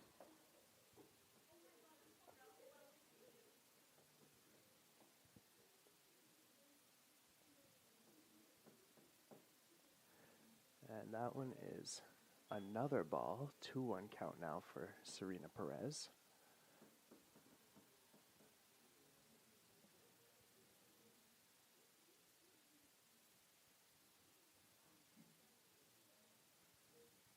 That one's also low by Wazlewski, so a 3-1 count for Serena Perez.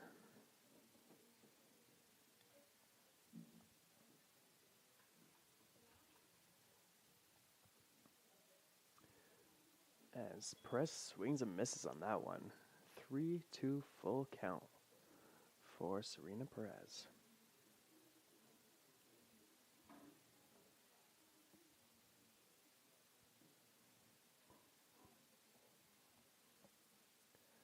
And Perez just bats that one to the second baseman, who easily gets the out at second and by tossing to the shortstop. But Perez managed to make it on first before the throw. Designated player number 5, Sasha Mitchell. So 1 out now with Serena Perez at first. And that'll bring up the designated player, Sasha Mitchell. The Billings coach heading out to talk to her pitcher, Shelby Wazlewski.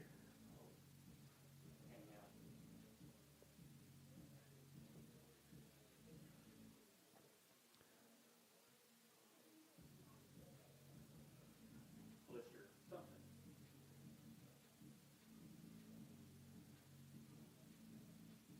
As the head coach is checking out Wazlewski, making sure she's all good.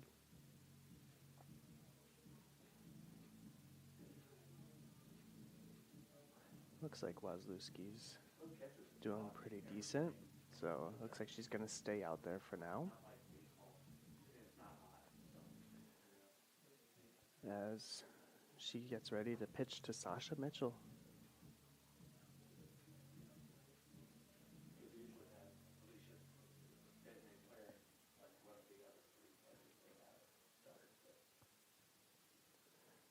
And that one's way high up. That one, good that if the catcher didn't get up in time she did, that would have gone way over her head. 1-0 count now for Sasha Mitchell. Complete opposite, down in the dirt. 2-0 count for Mitchell.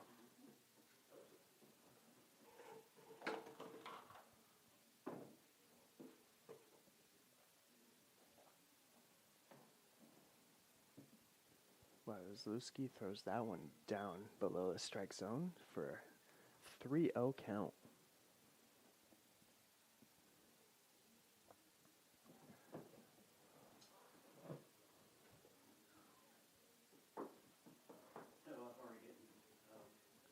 And that one is ball 4. Sasha Mitchell will take her base at first and move Perez over to second. That brings up the catcher, Alyssa Bentigan.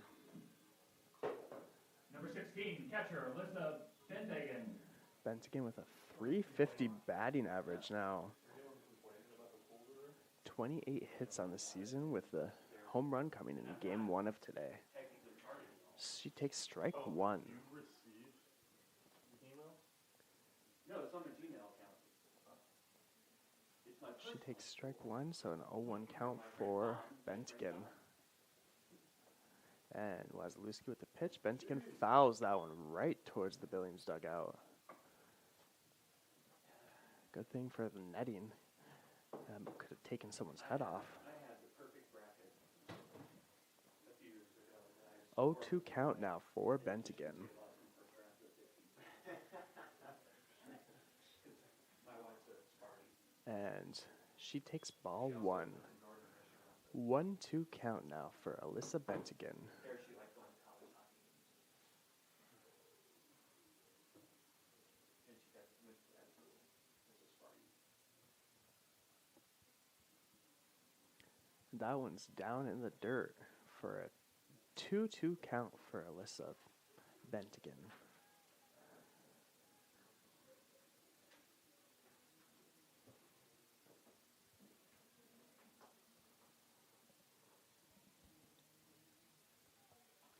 Bentigan drills that one, fortunately right to the right fielder, but it's far enough away to move Perez over to third, but Mitchell stays at first to put runners on the corners for the Wildcats with 2 Number outs. 7, first baseman T.K. That brings Kai. up T.K. Kai. Kai out of Hawaii.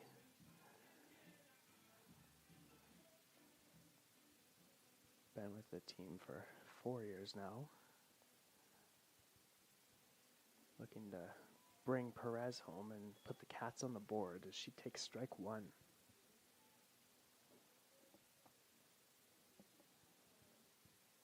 Oh, 1 count now for TK.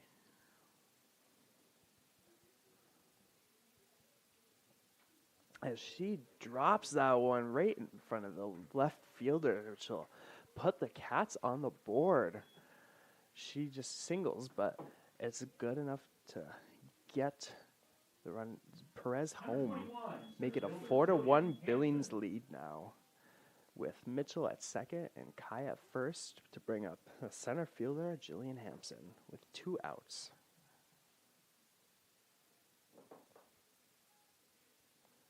Wasilewski is ready to pitch and throws that one in there for a strike. 0-1 count for Hampson.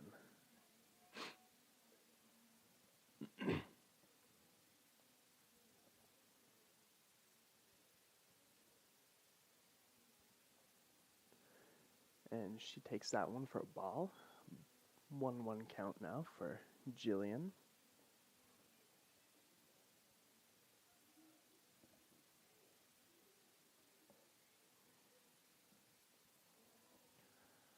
And Jillian looks to swing that, nail that one, but it just goes foul. 1-2 count now.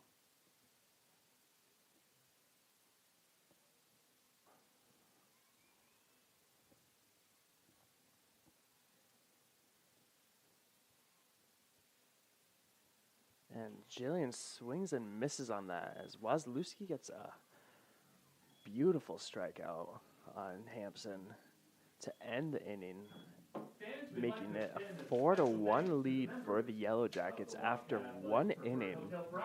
Wildcats, the Yellow Jackets will be back to bat here in just a moment.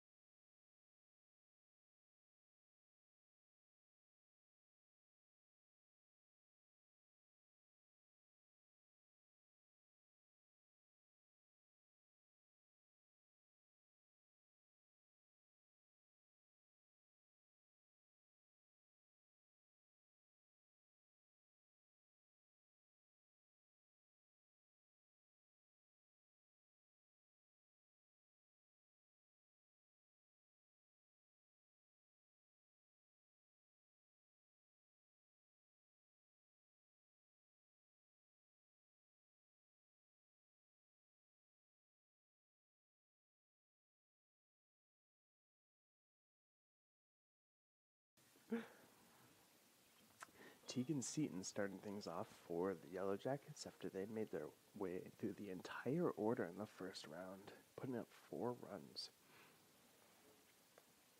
Seaton fouls back pitch number 1, making an 0-1 count. She gets that one to drop right in shallow center field as Jillian Hampson comes in to stop her from advancing past first base. Number 10. Which brings up Alexis Tovar to bat with no outs for the Yellow Jackets. They had a mutual understanding that their coach, Dan Hawkins, no longer end the contract. Tovar almost hit with that one, but just kind of scoots out of the way a little bit so for ball 1. 1-0 count for Alexis Tovar. Tovar drills that one as, Hampson just can't quite dive for it. As that will be a stand-up double for Tovar. Just out of Hampson's reach on that one, which puts runners at second and third and will take Kessler out of the game as looks like Zoe Theophilus is going to come on to pitch for the Wildcats with runners at second and third for the Yellow Jackets and no outs here in the top of the second.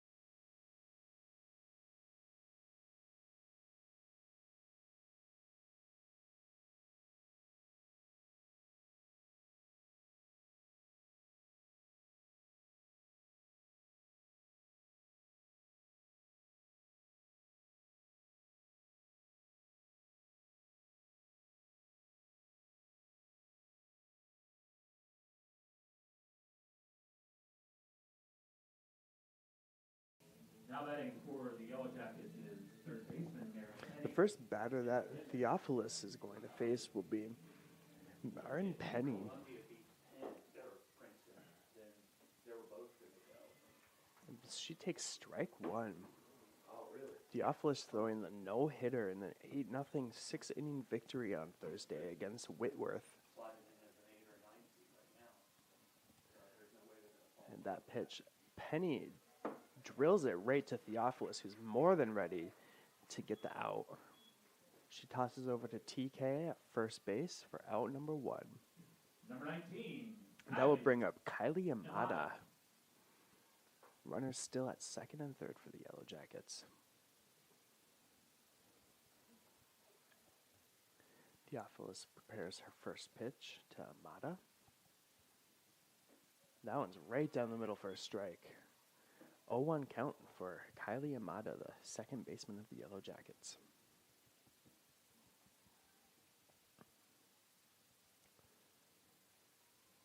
Theophilus with that pitch, and that one's just outside of the strike zone for a 1-1 count now.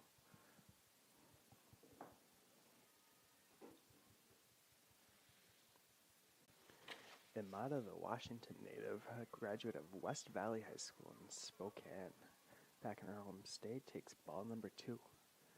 2-1 count.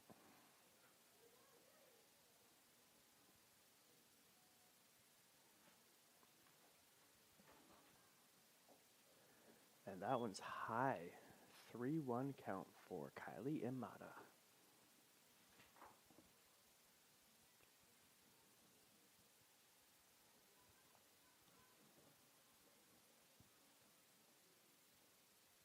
It's big swing and a miss by Imada. Full count now. 3-2 for Kylie Imada.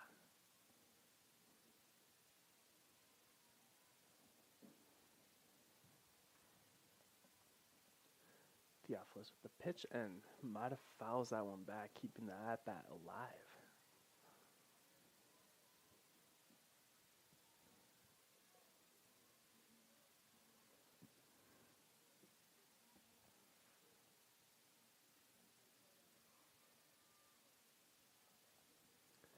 Pitch from Theophilus is just outside of the zone to load the bases with 1 out. Bring up shortstop Lauren Blaschek. Shortstop Lauren Blaschek.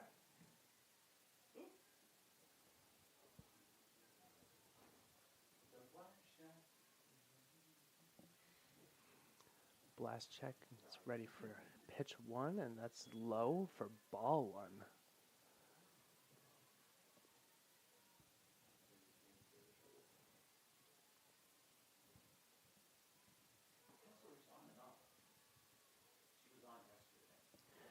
Pitch number 2 from Theophilus, and that goes right to the shortstop as the throw is just too high for Bentigan. As the run will count, and it will keep the bases loaded. 5-1 lead for the Yellow Jackets now.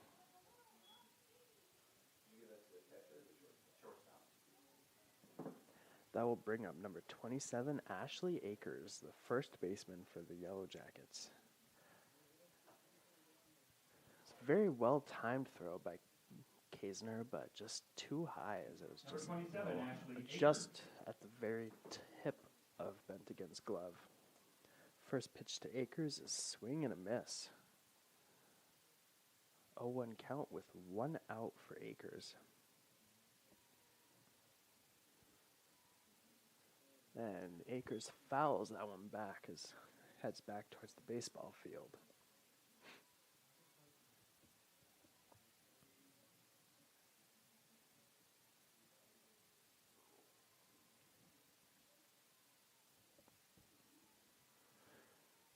Pitch number 3 from Theophilus, and Akers makes contact but fouls it off again.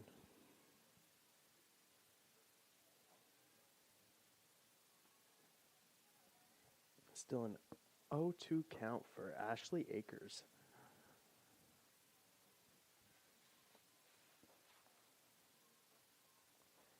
Akers out of Des Moines, Iowa, making her way all the way over to Billings. She fouls another one off, hits the netting of the baseball field.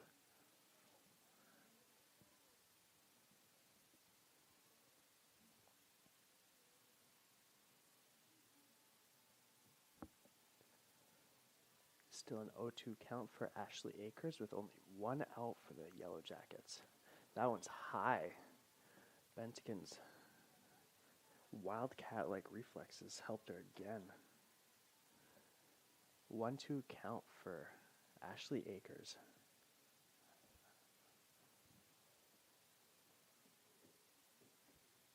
And that one's almost grazes Akers, but she manages to be just far enough away, keeping it in 2-2 count.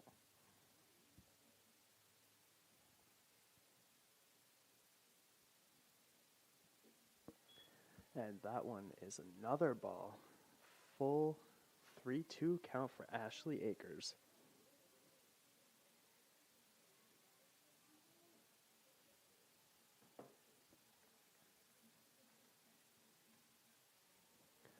The full count pitch from Theophilus, and that one's way up there, up by Akers' head. Scores another run, making it 6-1 Yellow Jackets, with only 1 out here in the top of the second inning. That brings up Riley Warden. Right fielder, Riley Warden. Warden, the Yellow Jackets right fielder. Also from Washington, from Monroe, Washington. I'm sure she's glad to be back in her home state. With a ball for ball 1 in the first pitch to Warden. And that one's in there for the strike. 1-1 count now. That's the 2 we have left.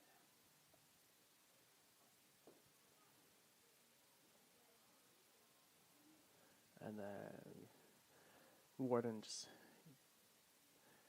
bats that one slightly, but just goes right back to foul. 1-2 count for Riley Warden. 4 or 5. I know. The baseball team has like 406. Yeah. Yeah, like 15 guys. And that one's just tapped off of the bat and foul. Unless they schedule a D3. 1-2 count still for Riley Warden. Like last year, they played D3 schools. They went to overtime games on each other. Is the difference that big? Theophilus with the pitch, and she just high school's left. bats that one, but Hampson with the diving catch Eastern Oregon and gets LT the State. out in shallow center field, getting a 2 out, but the runner at third advances and scores another to make it 7-1. 7-1 Yellow Jackets lead here in the top of the second. Runners at first and second. That'll bring up Malia Kavan, the left fielder for the Yellow Jackets, as she bats that one and it Malia Kavan. jumps off the roof of the Wildcat dugout Anyway, there's for an 0-1 count. where it was really sunny and a little wind, and we had like 3 or 4 top flies, or just easy fly balls that we lost in this side. They felt Pitch number 2 to Kavan, it was not good. and it is down there for a ball. 1-1 count now for Malia Kavan.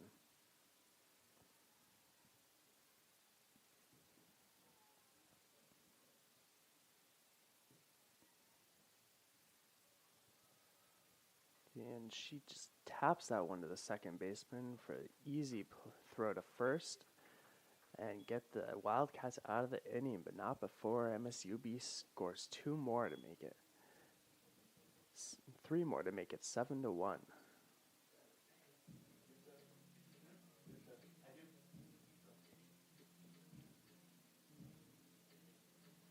One moment.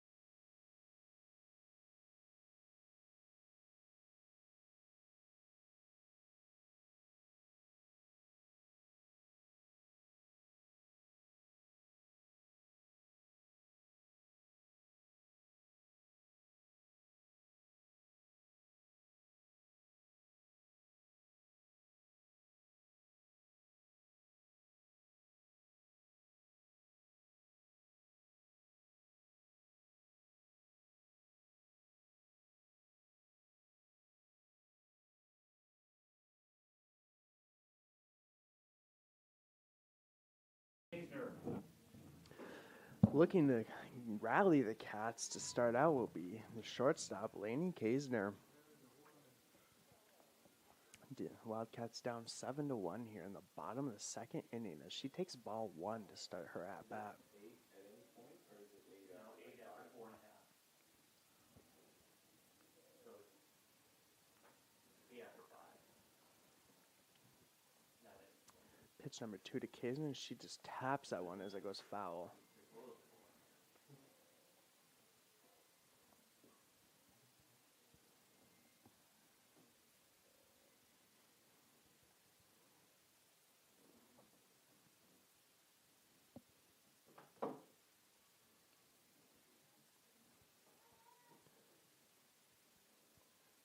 And that's ball number 2 to Kaisner. 2-1 count now for Lainey. Lainey batting .231 on the season with 21 hits and 1 triple. One of 2 Wildcats to have a triple this season as she fouls that one back just before reaching. It's just the gate part before we hit the dugout. Our photographer, Jacob Thompson, I'm sure saw his life possibly flash before his eyes. And that's a strikeout. Wazlewski with the strikeout to get out number 1 here in the bottom of the second inning and bring up Kate Hopkins. Right fielder, Kate Hopkins.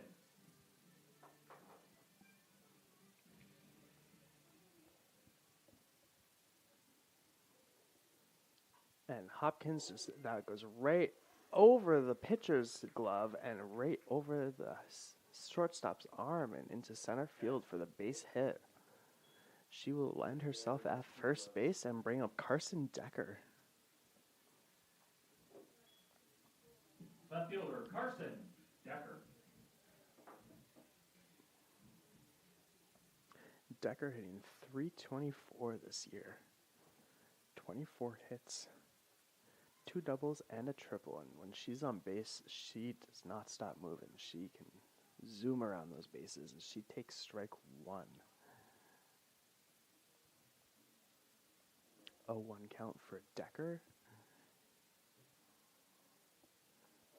As she just bats that one again over the pitcher's glove, as the second baseman's there to make the out at second, but Decker is safely at first. Bring us back to the top of the Wildcats order for McKenna King Number 6. with 2 outs. McKenna King. Yeah. Fielder's choice. The pitch from Wazlewski, and King drills that one right to the gap in left center field as Carson Decker's using her speed as she will round home and she will get in safely without even a throw as King records her 4th double of the season and makes it a 7-2 game with 2 outs, bringing up Serena Perez, looking to bring McKenna King home and make it a 7-3 game.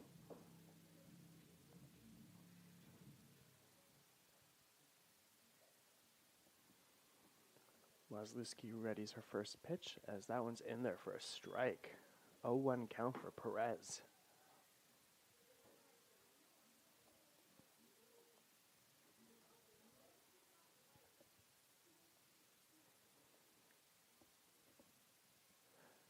As Perez swings at that one, but immediately goes foul. 0-2 count now for Serena.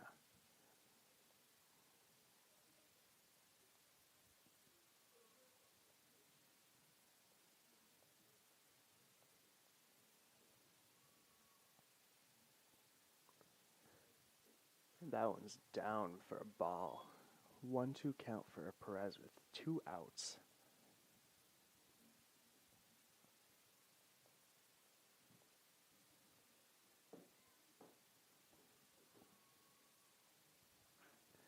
And that one's just to the right of the strike zone. 2-2 count for Perez.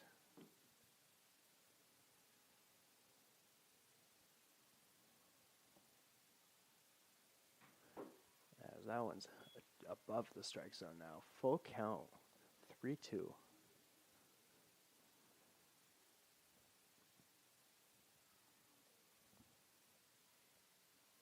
Perez hitting .294 on the season this year.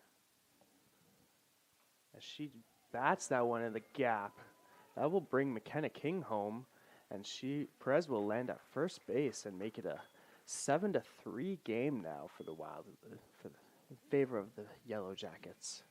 That will bring up Sasha Mitchell now.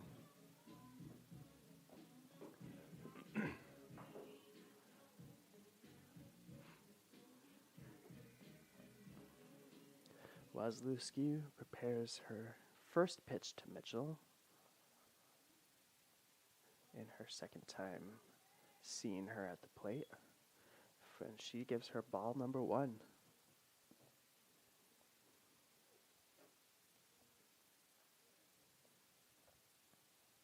One 0 count for Sasha Mitchell. And it goes to 2-0 now, as that one just dribbles away from the catcher.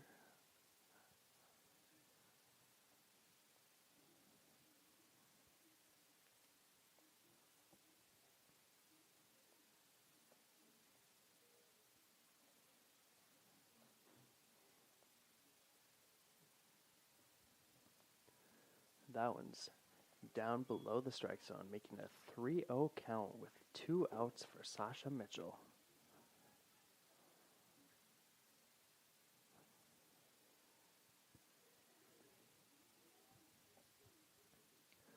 That one's in there for a strike. 3-1 count now. That was a very nicely placed pitch by Wazlewski.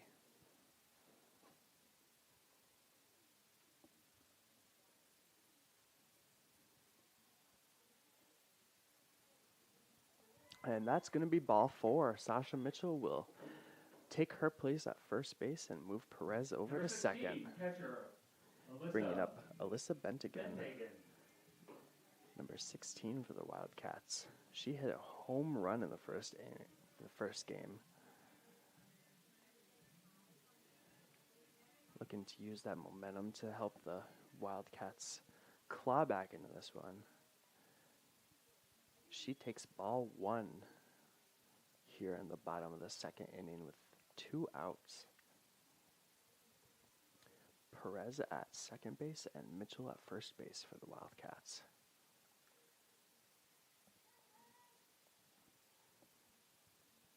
And Bentigan takes ball number 2. 2-0 count now. And the Billings head coach will go have a word with Wazlewski and try and help guide her to getting this final out and getting the Yellow Jackets out of this situation.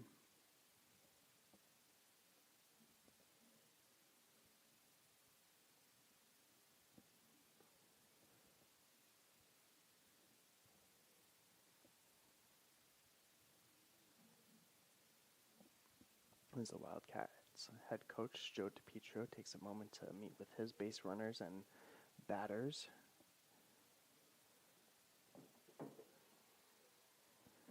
Bentigan heads back to the plate with a 2-0 count in her favor.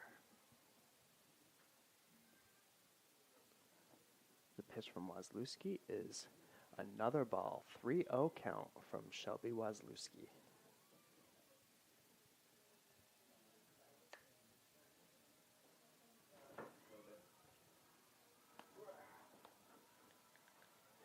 And that one is in there for a strike. Looks like it just reached the bottom right corner. 3-1 count for Alyssa Bentigan.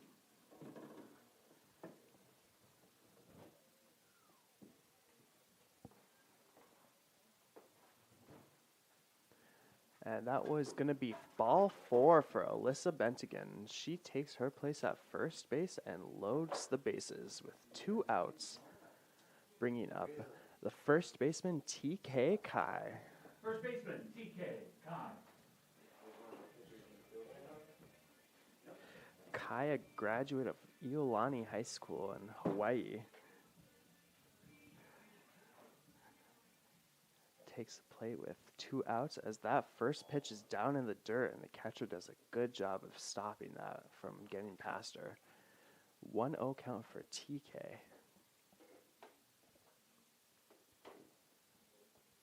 And the catcher looks to be just a little shaken up after that.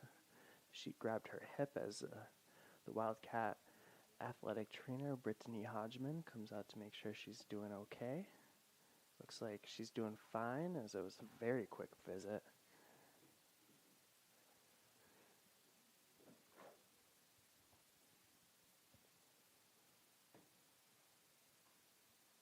And she looks to be all good and ready to go. And head coach Joe DiPietro's coming over, and it looks like he's going to have a pinch runner come for Alyssa Bentigan at first base. It's going to be 20, Brooke Blocker, making her first appearance of the day. Number 20, Brooke Blocker. So now we have Serena Perez at third base, Sasha Mitchell at second base, and Brooke Blocker at first base for the Wildcats with TK Kai at bat. A 1-0 count for TK.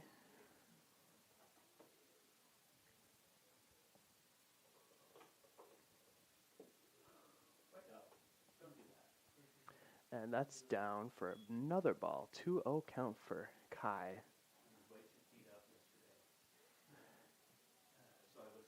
So it looks like it might be Caitlin James warming up once again in the bullpen for the Yellow Jackets. And that one's in there for a strike for Wasilewski. 2-1 count now for TK Kai. James made a reappearance after pitching in the first game yesterday and came back to pitch the final part of the game 2. As Kai fouls that one off and it goes off the roof of the Yellow Jackets bullpen, or dugout, I mean, for a 2-2 count with 2 outs now.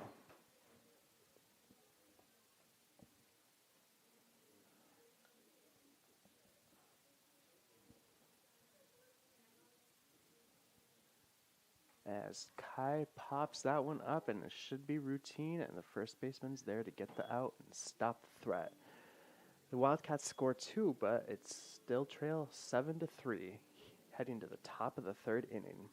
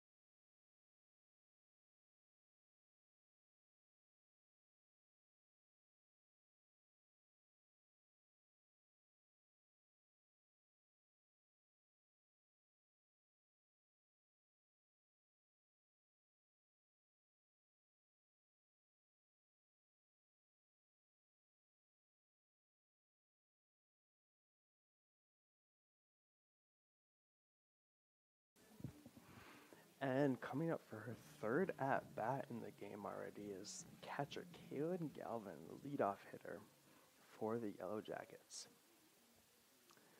Zoe Theophilus prepares her first pitch to Galvin, and it's down in the dirt for ball 1.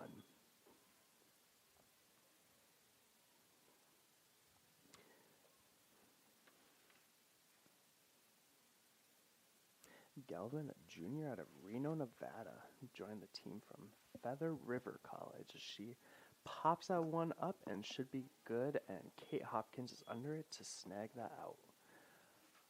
Bringing up Tegan Seaton for the Yellow Jackets. Center fielder Tegan Seaton.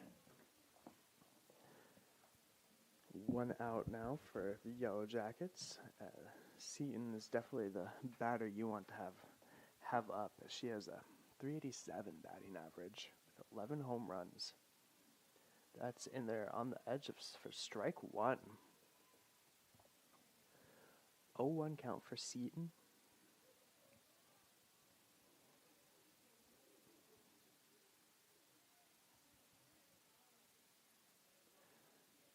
And that one's wide right by Theophilus. 1-1 count for Tegan Seaton, the center fielder for the Yellow Jackets.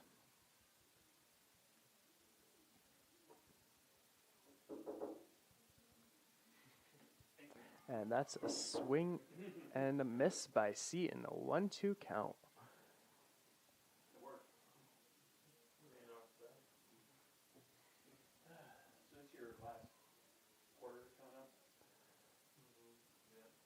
Theophilus readies the pitch as Seaton fouls that one out.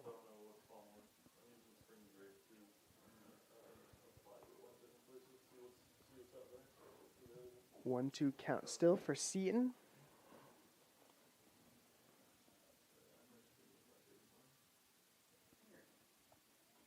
As she bloops that one just foul.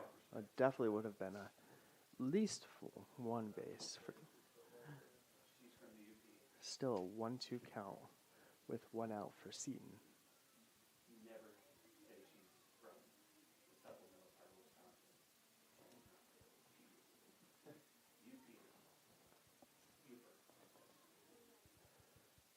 And that is just outside the strike zone for ball number 2. 2-2 count for Tegan Seaton.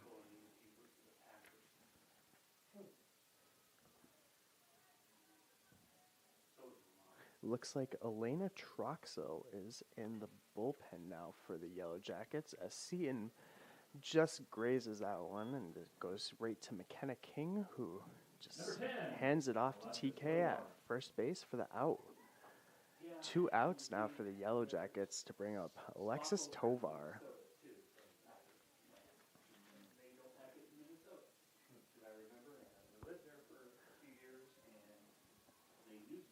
Theophilus with the first pitch to Tovar, and that's in there for a strike. Right on the left side of the strike zone. 0-1 count for Tovar.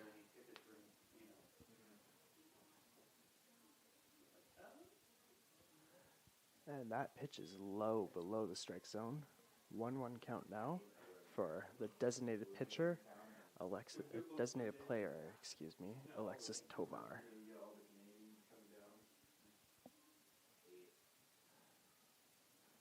And Tovar lines that one right to McKenna King, who is right in the right place at the right time for out number 3. A good bounce back inning for the Wildcats defensively after giving up 4 and 3 runs in the first 2 innings. That will bring the Cats back up to bat here in just one moment.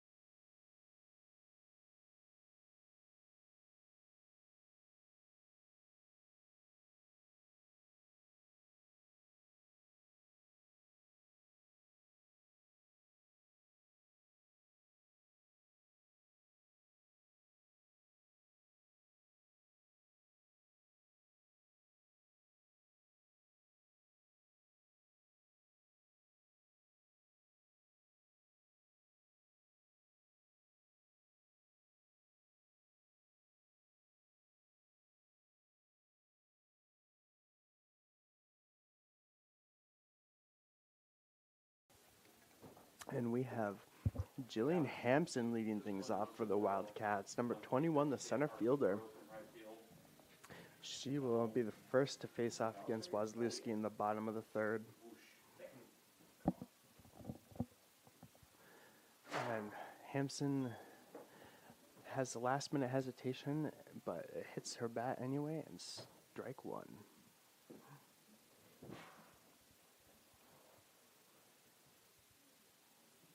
A 1 count for Hampson, as she takes strike number 2, as that one was down the middle of the left side of the strike zone.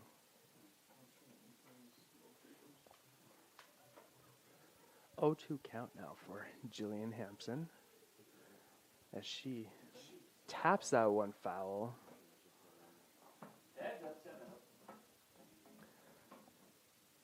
As Lainey Kaisner had to duck a little bit she's getting ready to hit next for the Wildcats. That one hangs a little, and Hampson's able to find it, but it goes in right into the Wildcat bullpen. Still an 0-2 count for Jillian.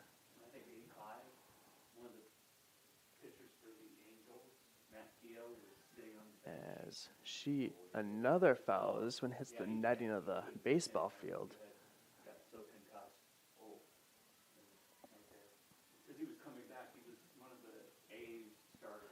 0-2 count still for Jillian Hampson. She's been fighting in this at-bat.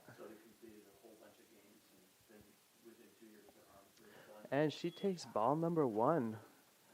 A little too low on that one by Wazlewski, making it a 1-2 count.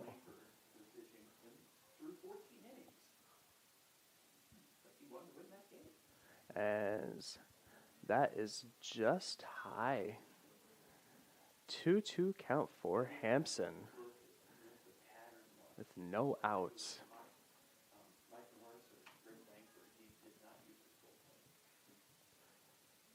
as she takes ball number 3 to make it a full count for Hampson. 3-2.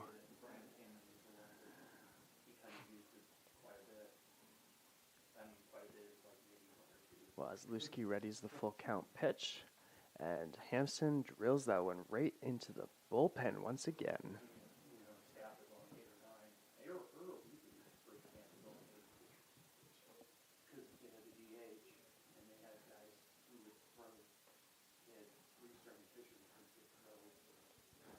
Hampson looking to start the Wildcats. Bottom of the third inning comeback, down 7-3 to Montana State Billings. And that is ball number 4 for Hampson as she takes first base. To bring up number 11, Lainey Kaisner.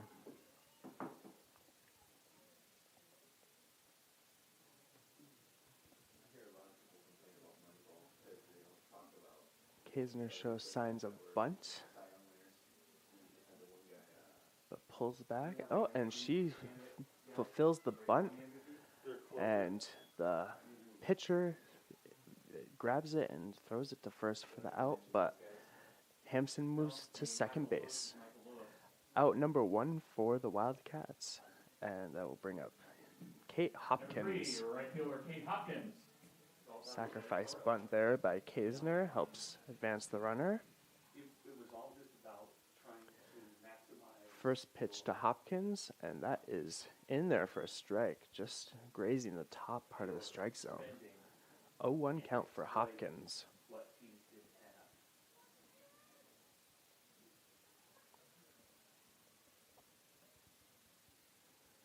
And that one's wide right of the strike zone, making it an even 1-1 count for the Seattle native.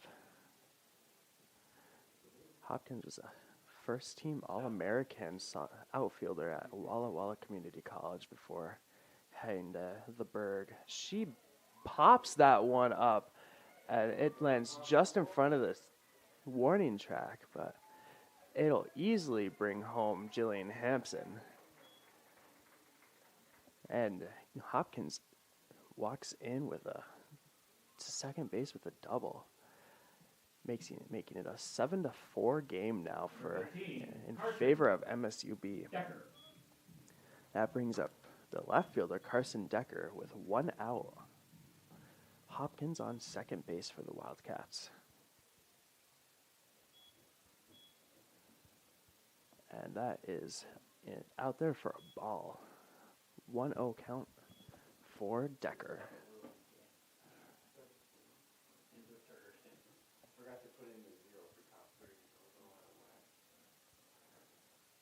Wazlewski throws it, and it's down there just below the strike zone again. 2-0 count for Carson Decker.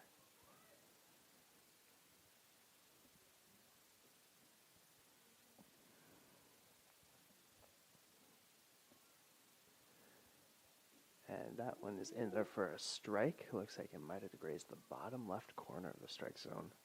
2-1 count now for Decker.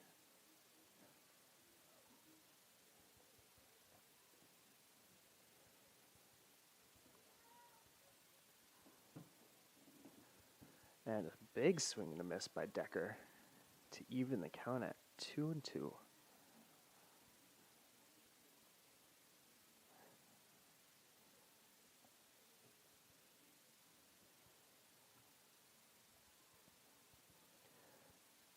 And that one's down for a ball, making it a full count for Carson Decker, 3-2.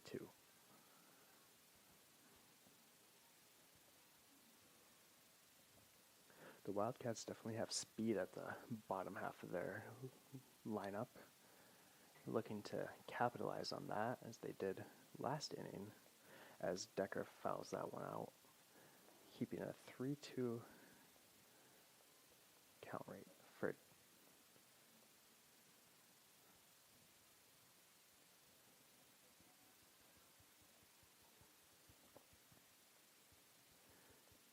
and that's going to be ball 4 for Decker as she will take her first base.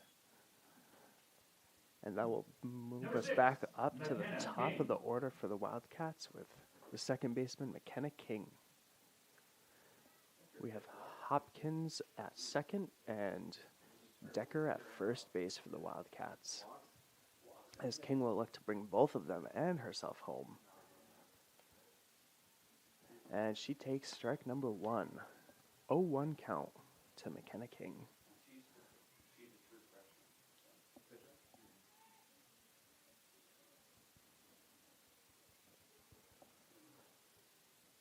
The pitch from Wazlewski is just south of the strike zone. 1-1 count with 1 out for McKenna King.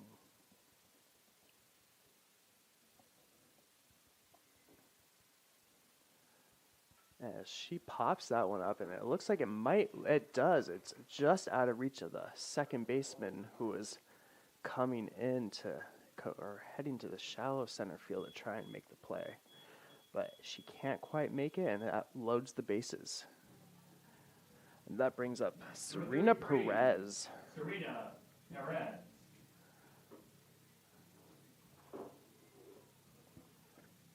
The Wildcats with Hopkins at third, Decker at second, and King at first, with Serena Perez at bat to try and bring them all home with only 1 out.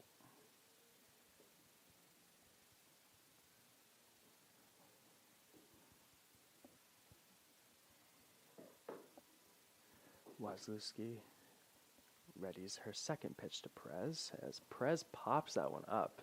Should score Hopkins, but at the sacrifice of herself, and Hopkins makes it home.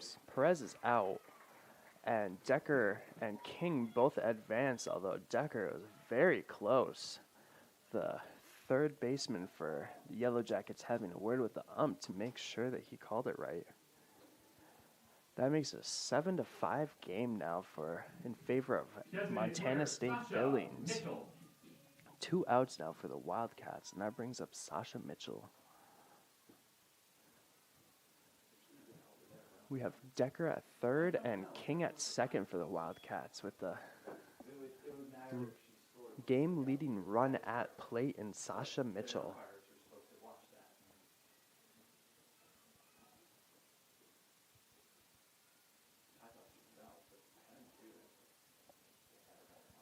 And Mitchell takes ball 2. 2-0 count for the Wildcats' designated player. Looks like there's a little bit of action in the Wildcats' bullpen, as maybe Theophilus is just trying to get warmed up and prep for top of the fourth, as Mitchell takes strike 1.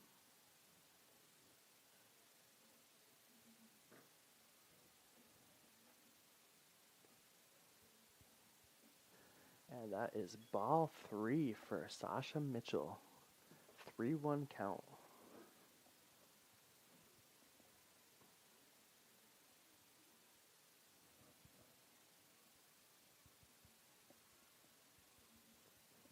And she will load the bases once more with another walk. Number 16, catcher. Bringing up Alyssa Bentigan. And the Yellow Jackets are having an infield meeting with their pitcher to try and help calm her down and get her out of this situation. Decker at third, King at second, and Mitchell at first for the Wildcats, with 2 outs to bring up Alyssa Bentigan.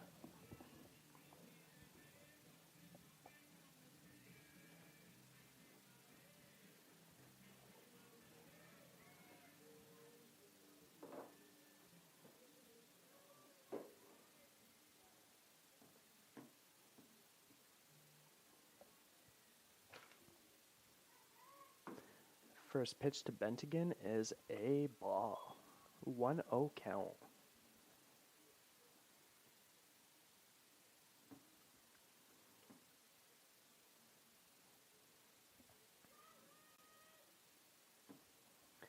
And Ball number 2 for Alyssa. 2-0 count for Bentigan.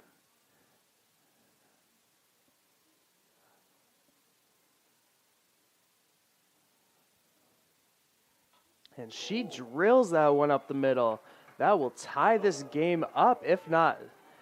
Oh, they are sending Mitchell after the center fielder bobbled the ball. That gives the Cats the lead. 8-7 now. Bentigan drilled that up the middle, and the center fielder just wasn't quite ready and fumbled the ball. And that clears the bases ahead of Alyssa as she stands up on second base, and with the Wildcats in the lead, 8-7. Bringing up TK Kai to bat. TK Kai. Huge 2-out hit from Alyssa Bentigan to make it a 5-run inning for the Wildcats. 8-7 game now in favor of Central Washington. And TK pops that one up, and this should do it. And the third baseman's under it to get out number 3. What an inning by the Wildcats. A huge 2-out single that was advanced due to the error by the center fielder to give the Cats the lead. Also, another huge shout out to the Central Washington men's basketball team earning the 110-90 victory over Cal State Dominguez Hills in the first round of the NCAA men's basketball tournament last night down in LA. The Wildcats saw 18 points each from Jordan Clark and I think a new career high 18 points from Colby Jeanette, as well as a double-double from the man, the myth, the legend, Samad Hector, 15 points and 10 rebounds, as well as double figures numbers from Bradley Swilley with 13, Cam McNeil with 15, and Seth Dawson with 11. Cats finished the game 17 of 27 from 3. They'll be back in action tonight at 7:30 p.m. from University Gym on the campus of Cal State Los Angeles against the 8 seed Azusa Pacific, who upset the host Golden Eagles by 1 point in the opening round. Wildcats and Cougars met earlier this season in Nampa, where the Wildcats came out victorious 81-47, so it'll be quite the matchup tonight. And now back to the Berg. We have number 27, Ashley Akers, at bat to try and guide the Yellow Jackets' response here in the top of the 4th. The batter is actually number 21, Marin Penny. Oh, apologies. Apologies about that. It's actually 21, Marin Penny. It's kind of hard sometimes with the hair, the ponytails. They can definitely get in the way. A 1-0 count for Marin Penny. 2-0 count now by Theophilus. Oh, wait. But Akers bats left-handed. Theophilus prepares her third pitch to Penny. And a big swing and a miss by Marin. 2-1 count now for Penny.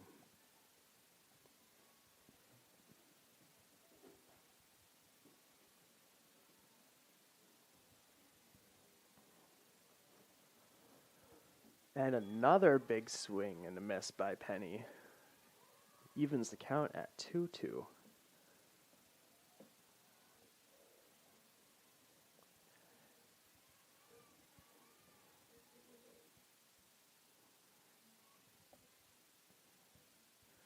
As Penny bloops that one out to right fielder Kate Hopkins, who easily makes the catch and the first out of the inning. That will bring up the number 19, Kylie Amata, for the Yellow Jackets.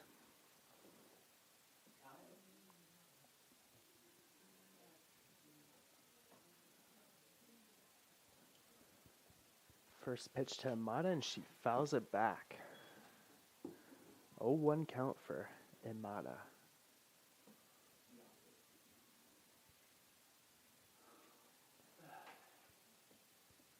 Kessler is off the hook for the loss.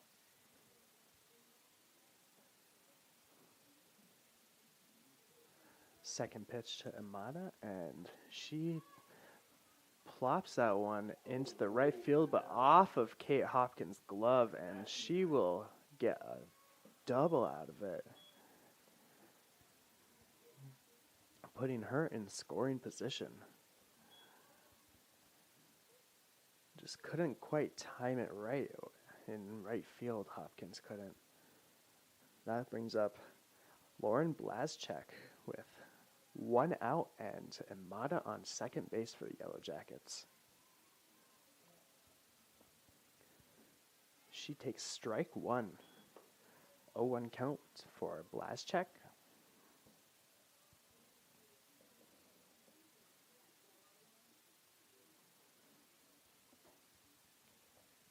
Blazchek with 5 home runs this season as she grounds that one foul. 0-2 count for Lauren as Theophilus finally gets the ball back after the ball found its way all the way to the left corner of the field from the foul. You bring up the 80 on the forward, didn't you? For that? Yeah.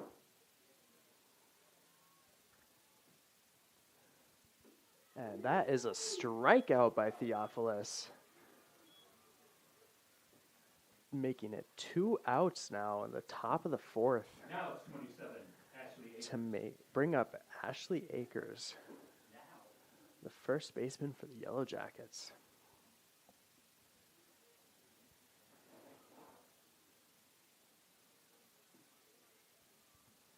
First pitch to Akers is fouled back. I think it went into the baseball field.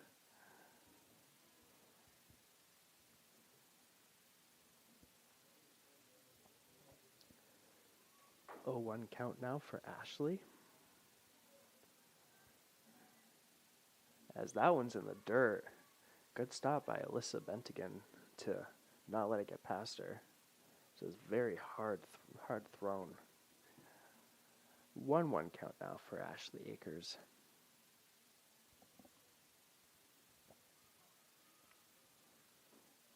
As that one is just outside of the strike zone for ball 2.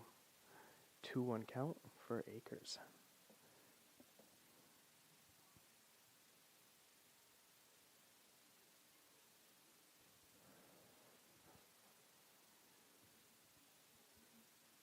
And that one's high, making it 3-1 now for number 27.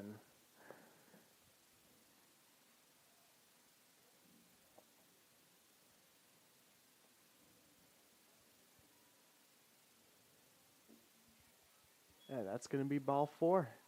Akers takes her base, and Alyssa Bentigan will go out, have a chat with Theophilus, try and Number 1, right help fielder, rally her Gordon. to get this final out of the inning as she takes on Riley Warden, the right fielder for the Yellow Jackets.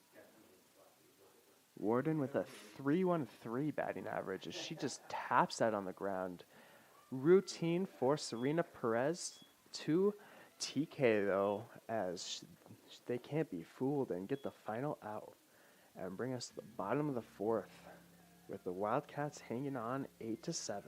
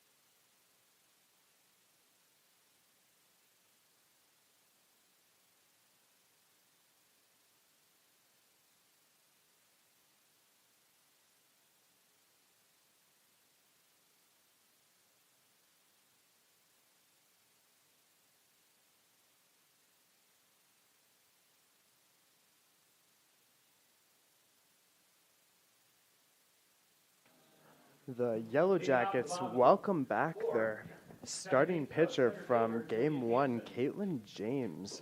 She takes over for Wazlewski. And her first test will be against Jillian Hampson, the center fielder for the Wildcats.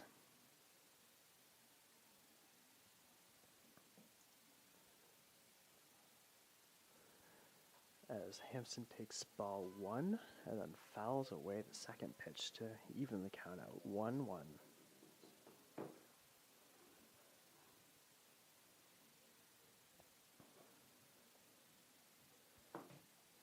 And James readies, and that is a ball. 2-1 count now for Jillian Hampson.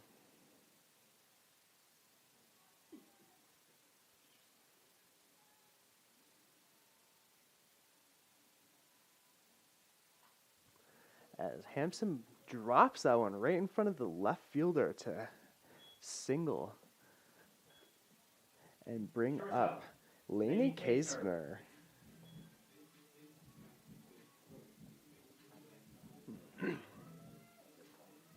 Wildcats certainly could use some extra insurance runs given the power that the Yellow Jackets possess and how quickly they can score as Kaisner bunts and she is out. The pitcher makes it just in time to first base, but that advances Hampson to second. And that will bring up Kate Hopkins with 1 out. Right fielder, Kate Hopkins.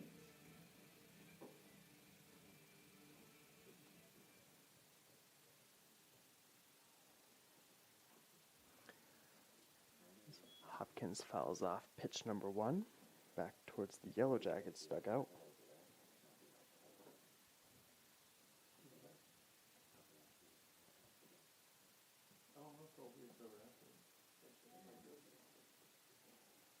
For the first one, And big swing and a miss by Hopkins, making it 0-2 count now for the right fielder.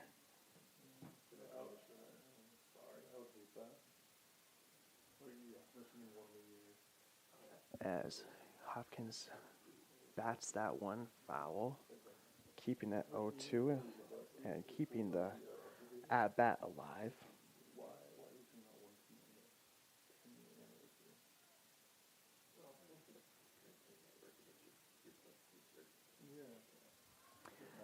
As Hopkins pops that one up, and it drops. They must have lost it in the sun as it dropped right next to the center fielder. As that will account for a base hit. And that will move Hampson over to third base with 1 out. Mistake by the center fielder might have just cost the Yellow Jackets another to be down by 2 runs maybe, as Carson Decker comes up to bat for the Wildcats. Joe DiPietro having a quick chat with Decker on what he wants her to do, especially given her speed.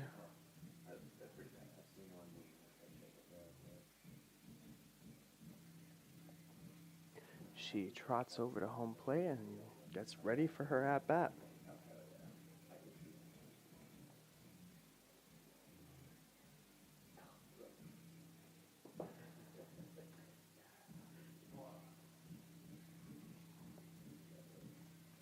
James readies her first pitch to Decker, who just plops it up the middle.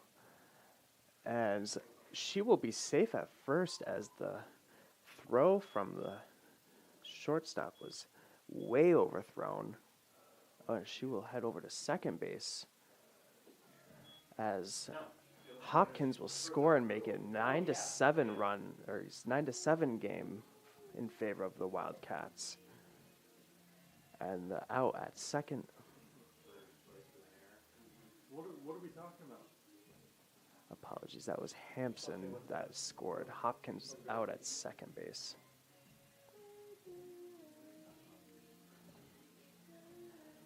regardless, it is a 9-7 lead now for the Wildcats with Decker on second base. Yes. Umps are having a discussion though in the infield.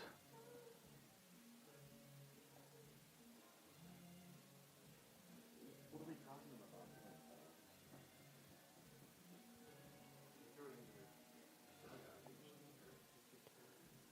And it looks like nothing has come of that conversation as they will just keep playing. Bringing us back to the top of the Wildcats order with McKenna King. Decker at second base for the Wildcats with 2 outs.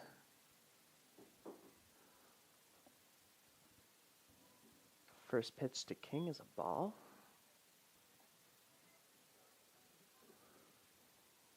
The only way it would be unearned is if, in my opinion, Decker would not score. And King bloops that through the third baseman and the shortstop as Decker rounds third and slides into home, making it 10-7 now in favor of the Wildcats with King on second base and Serena Perez up to bat. Right now it's unearned because she went out of scored the first on that.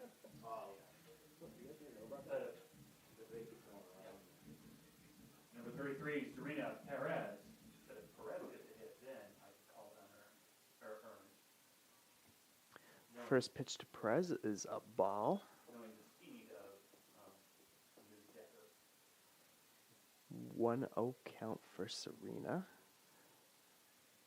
Caitlin James prepares her pitch just to the right of the strikeout zone. 2-0 count now for Perez.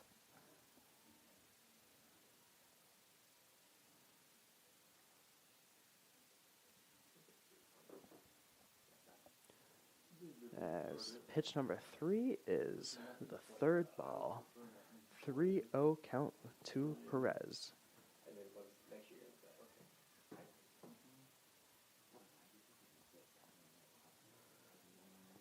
And that will land in there for a strike. 3-1 count now for Serena Perez.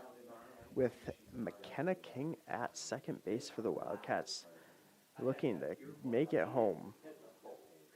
As the Cats lead 10-7 here in the bottom of the fourth. And that one's going to be fouled back by Perez. 3-2 count now for Perez. I used to have a preset when I got a rental car when I was on the road a lot. So that anytime I got a Sirius or XM, I knew where my stations were. The pitch from James, and that's a strikeout. Perez will strike out as the final out of the bottom of the fourth. As we head into the top of the fifth inning with the Wildcats leading 10-7.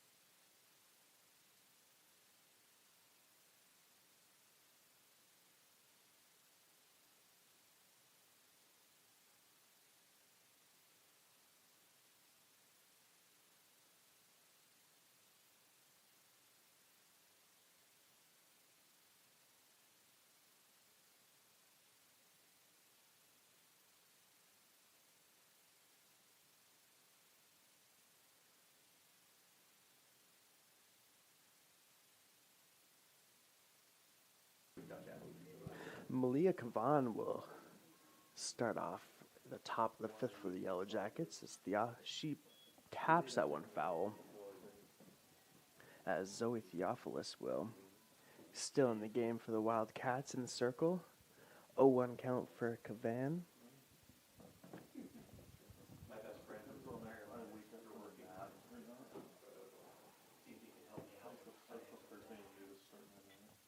Cavan grounds that one right back to Theophilus, who easily makes the throw to TK at first and get the out. 1 out to bring up top of the order with Kalen Galvin. catcher, Caitlin Galvin.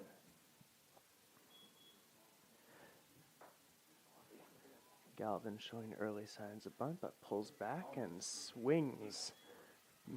Hesitant swing, a very hesitant swing. 0-1 count for Galvin.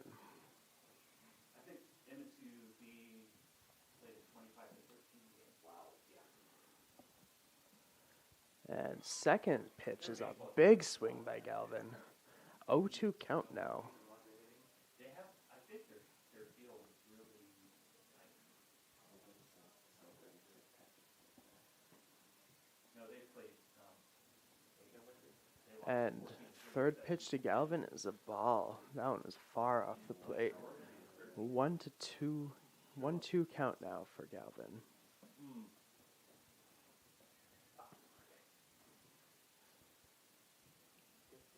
As Galvin, that one hung, and Galvin takes advantage of it and bloops it to shallow center field where Jillian Hampson corrals it, but not after Galvin makes it to first base and brings up Tegan Seaton with 1 out.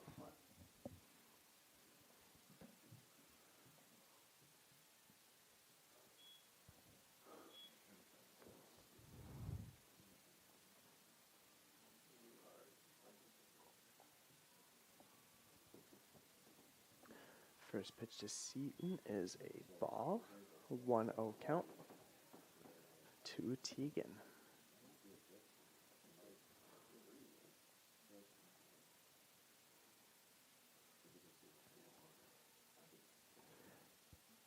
And the next pitch is down at Seaton's ankles. 2-0 count now for Tegan.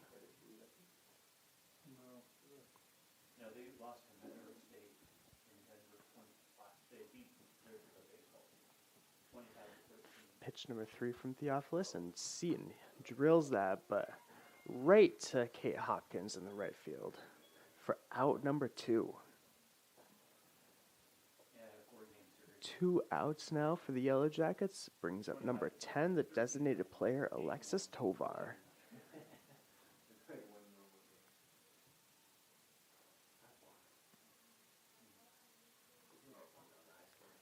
And Tovar pops that one up, and Carson Decker is there in the left field to get it. Almost 1-2-3 inning. As that will bring us to the bottom of the 5th inning with the Wildcats heading back to bat.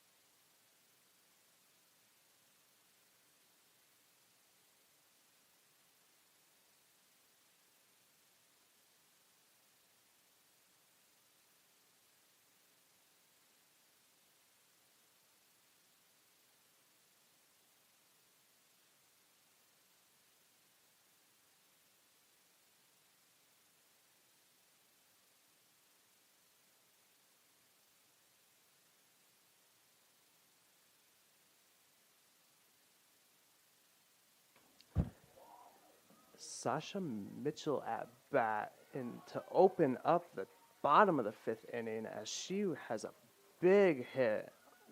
Looked like it might have been gone, but it lands just in front of the left field wall. Catcher number She 16, stands Alyssa up at Benhagen. second base. Brings up Alyssa Bentigan for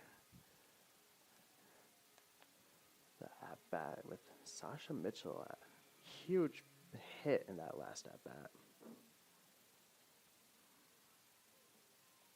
And Bentigan with another big hit will advance Mitchell to third. She finds the left field as she gets a single out of it. And TK Kai will First baseman, head to the plate for the Wildcats.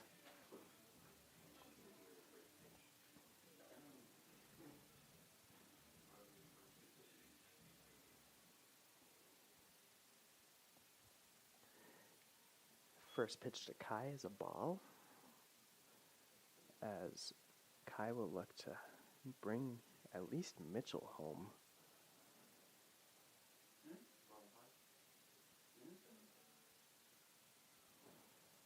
Second pitch to Kai, and that is down below the strike zone for a 2-0 count.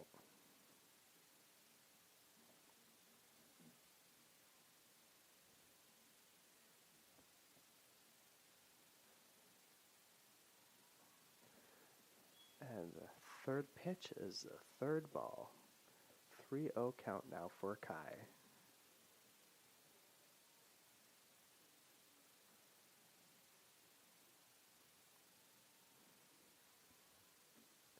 And Kai will take her first strike of the at-bat, making a 3-1 count now.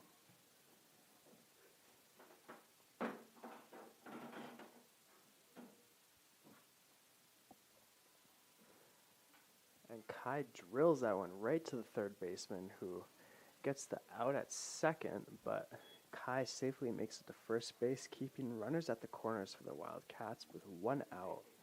Bringing up Jillian Hampson, whose walk-up song is Baby by Justin Bieber. If anybody wants to sing along at home, by all means.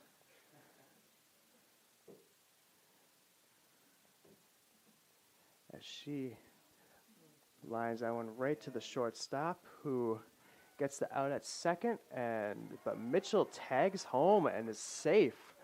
11-7 lead now for the Wildcats, as Hampson stays on first base with 2 outs to bring up Lainey Kaisner.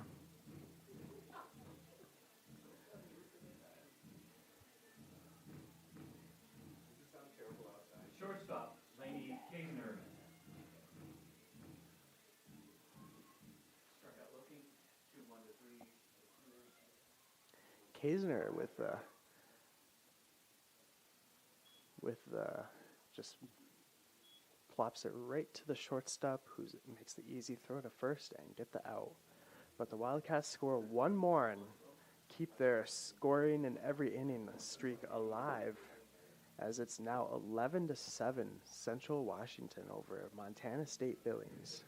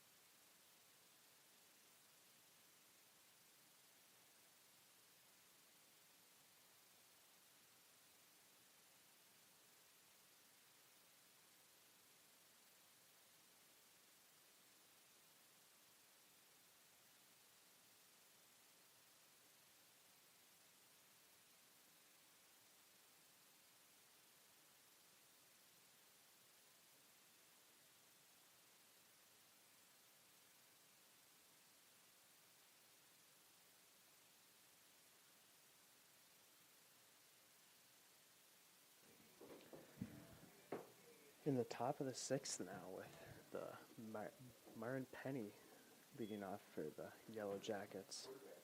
She takes ball one from Zoe Theophilus. With Sam Halcom, the Seahawks, I don't think they're going to draft him. And Penny with a drills one to the gap in left center field. Decker goes back and gets it up, but Penny runs into second, standing up. Leadoff double for Penny is definitely a good way to start the inning for the Yellow Jackets. Bringing up Kylie Amata.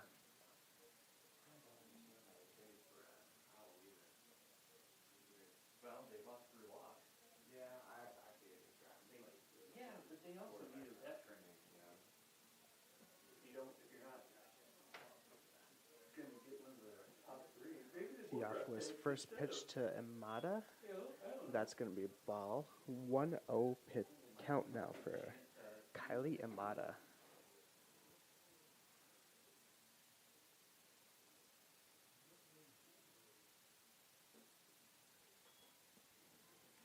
It's going to be ball number 2 for Theophilus, as head coach Joe DiPietro is going to come out and have a word with Theophilus and help his pitcher try and close out this game.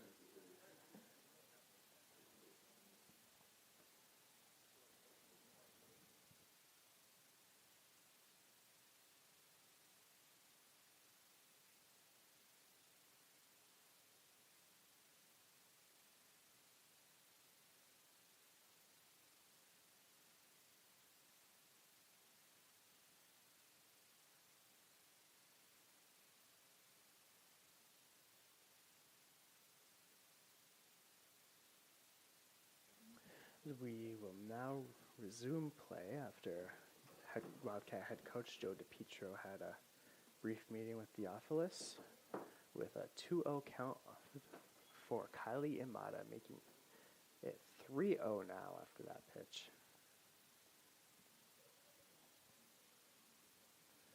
Myron Penny on second base for the Yellow Jackets, still no outs, as Amata lines that one right to Serena Perez at third base, who makes the throw to first for out number 1.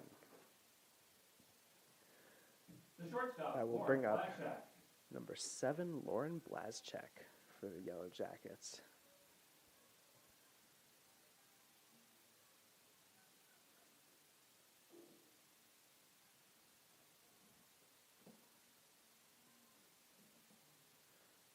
First pitch to Blazchek is in there for a strike. 0-1 count for the shortstop Blazchek.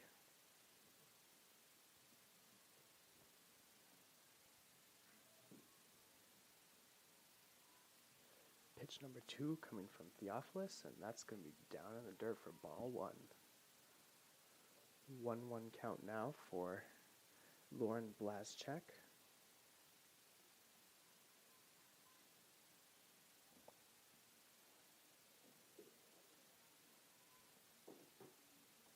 And Blazchek finds the gap up the middle and helps Penny make it home. Blazchek just a single, but it's enough time for Myron Penny to find her way home and make it an 11-8 game now in favor of the Wildcats. Number 27. First run by the Yellow Jackets since the second inning, and they scored 3 runs. That will bring up Ashley Akers, number 27 of the Yellow Jackets. She fouls that one back for an 0-1 count.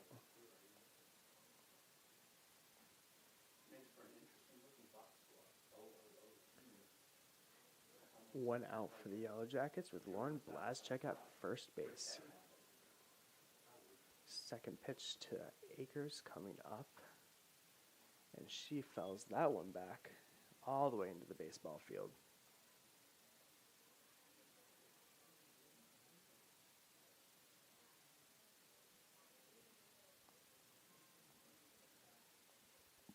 Theophilus readies her pitch,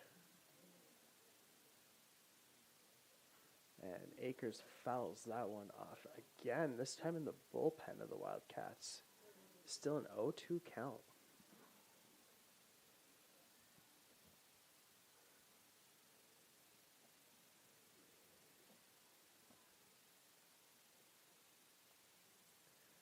And Akers fouls back another one. I believe her fourth straight foul.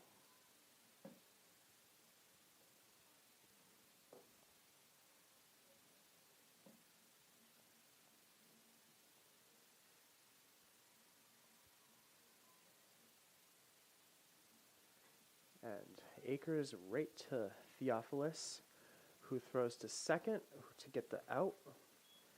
Last check heads back to the dugout, but Akers is safe at first.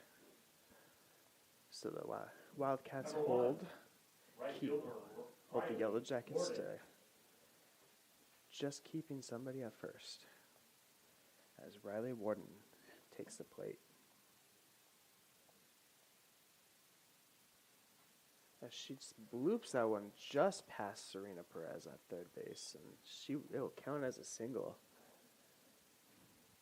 2 on, 2 out for the Yellow Jackets here in the top of the sixth, as that will bring up the cleanup hitter, Malia Cavan. Left fielder, Malia Cavan. Akers at second, and Warden at first base for the Yellow Jackets, and Cavan fouls that one back.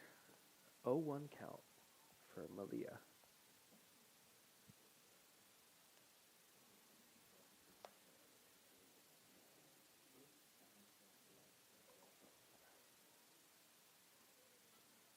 And she sends that one right to Lainey Kaisner, who tosses over to TK for the out.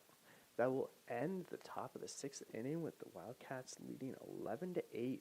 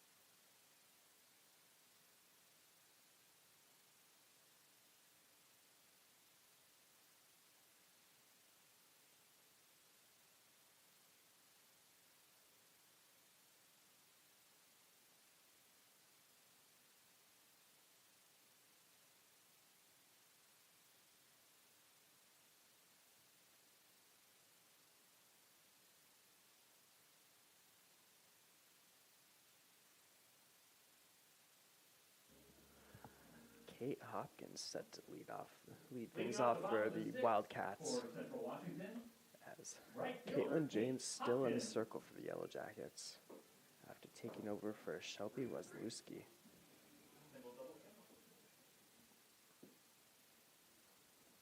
First pitch to Kate, and she pops that up, and it's going to land in the Yellow Jackets bullpen.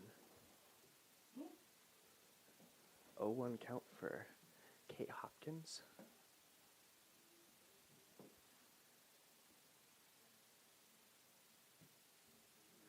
James readies her second pitch to Hopkins. Looking at the dugout to see what head coach wants, as Kate Hopkins drills that, but it's right to the right fielder, as she will account for out number 1. Number 15. Which brings up Carson Decker for the Wildcats with 1 out. Weirdness. 2-1. 2-3-0-1. As the calls time to, looks like there was something on the field he didn't like. Jillian Hampson comes and grabs it.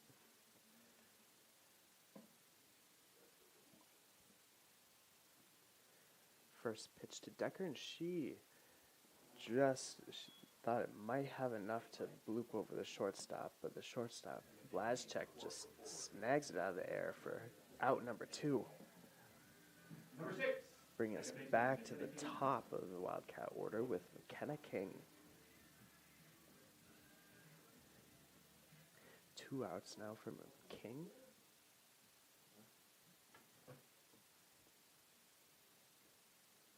As King drives that one, and it's going to drop in the gap in right center field. As King's going to try for 3. She will get in there standing up. As she is ecstatic about it, and understandably so. 5 for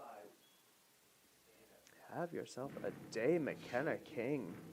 Number 33, Serena. That'll bring up Perez. Serena Perez, who's could drive King home and make this a 4-run game once again. As the Wildcats currently lead 11-8. First pitch to Perez is a ball.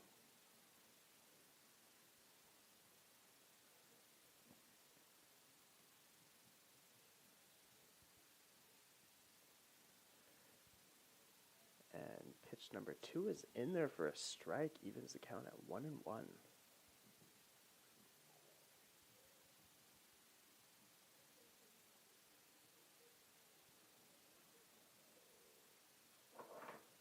And Perez grounds that one right to the shortstop, who makes the throw and stops the scoring threat. As we head to the top of the 7th with our possible final few at-bats.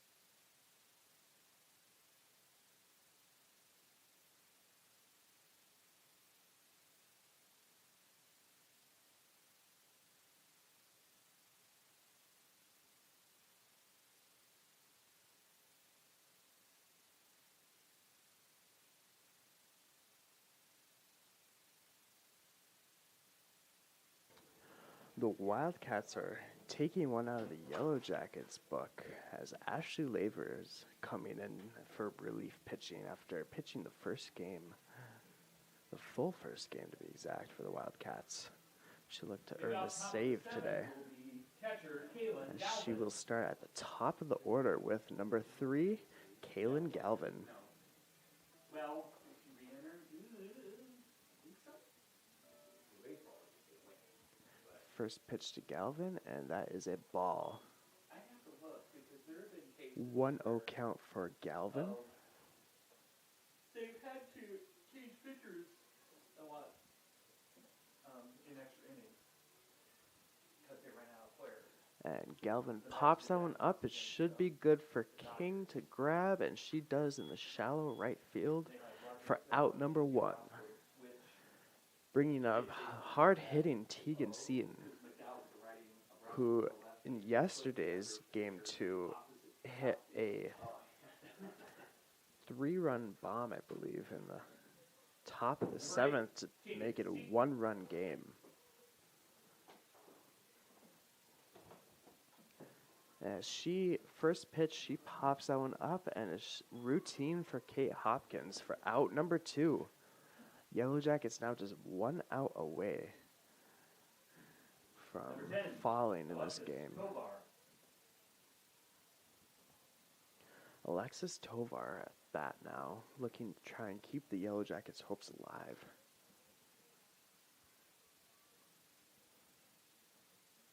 As she takes strike 1 on the first pitch from Ashley Laver.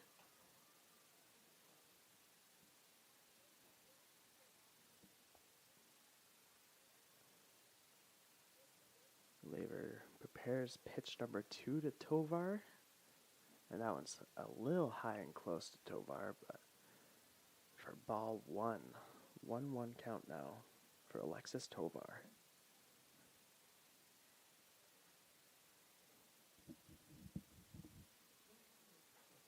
Tovar hits that one, and Decker's going to be there in foul territory to get the out and secure the victory for the Wildcats.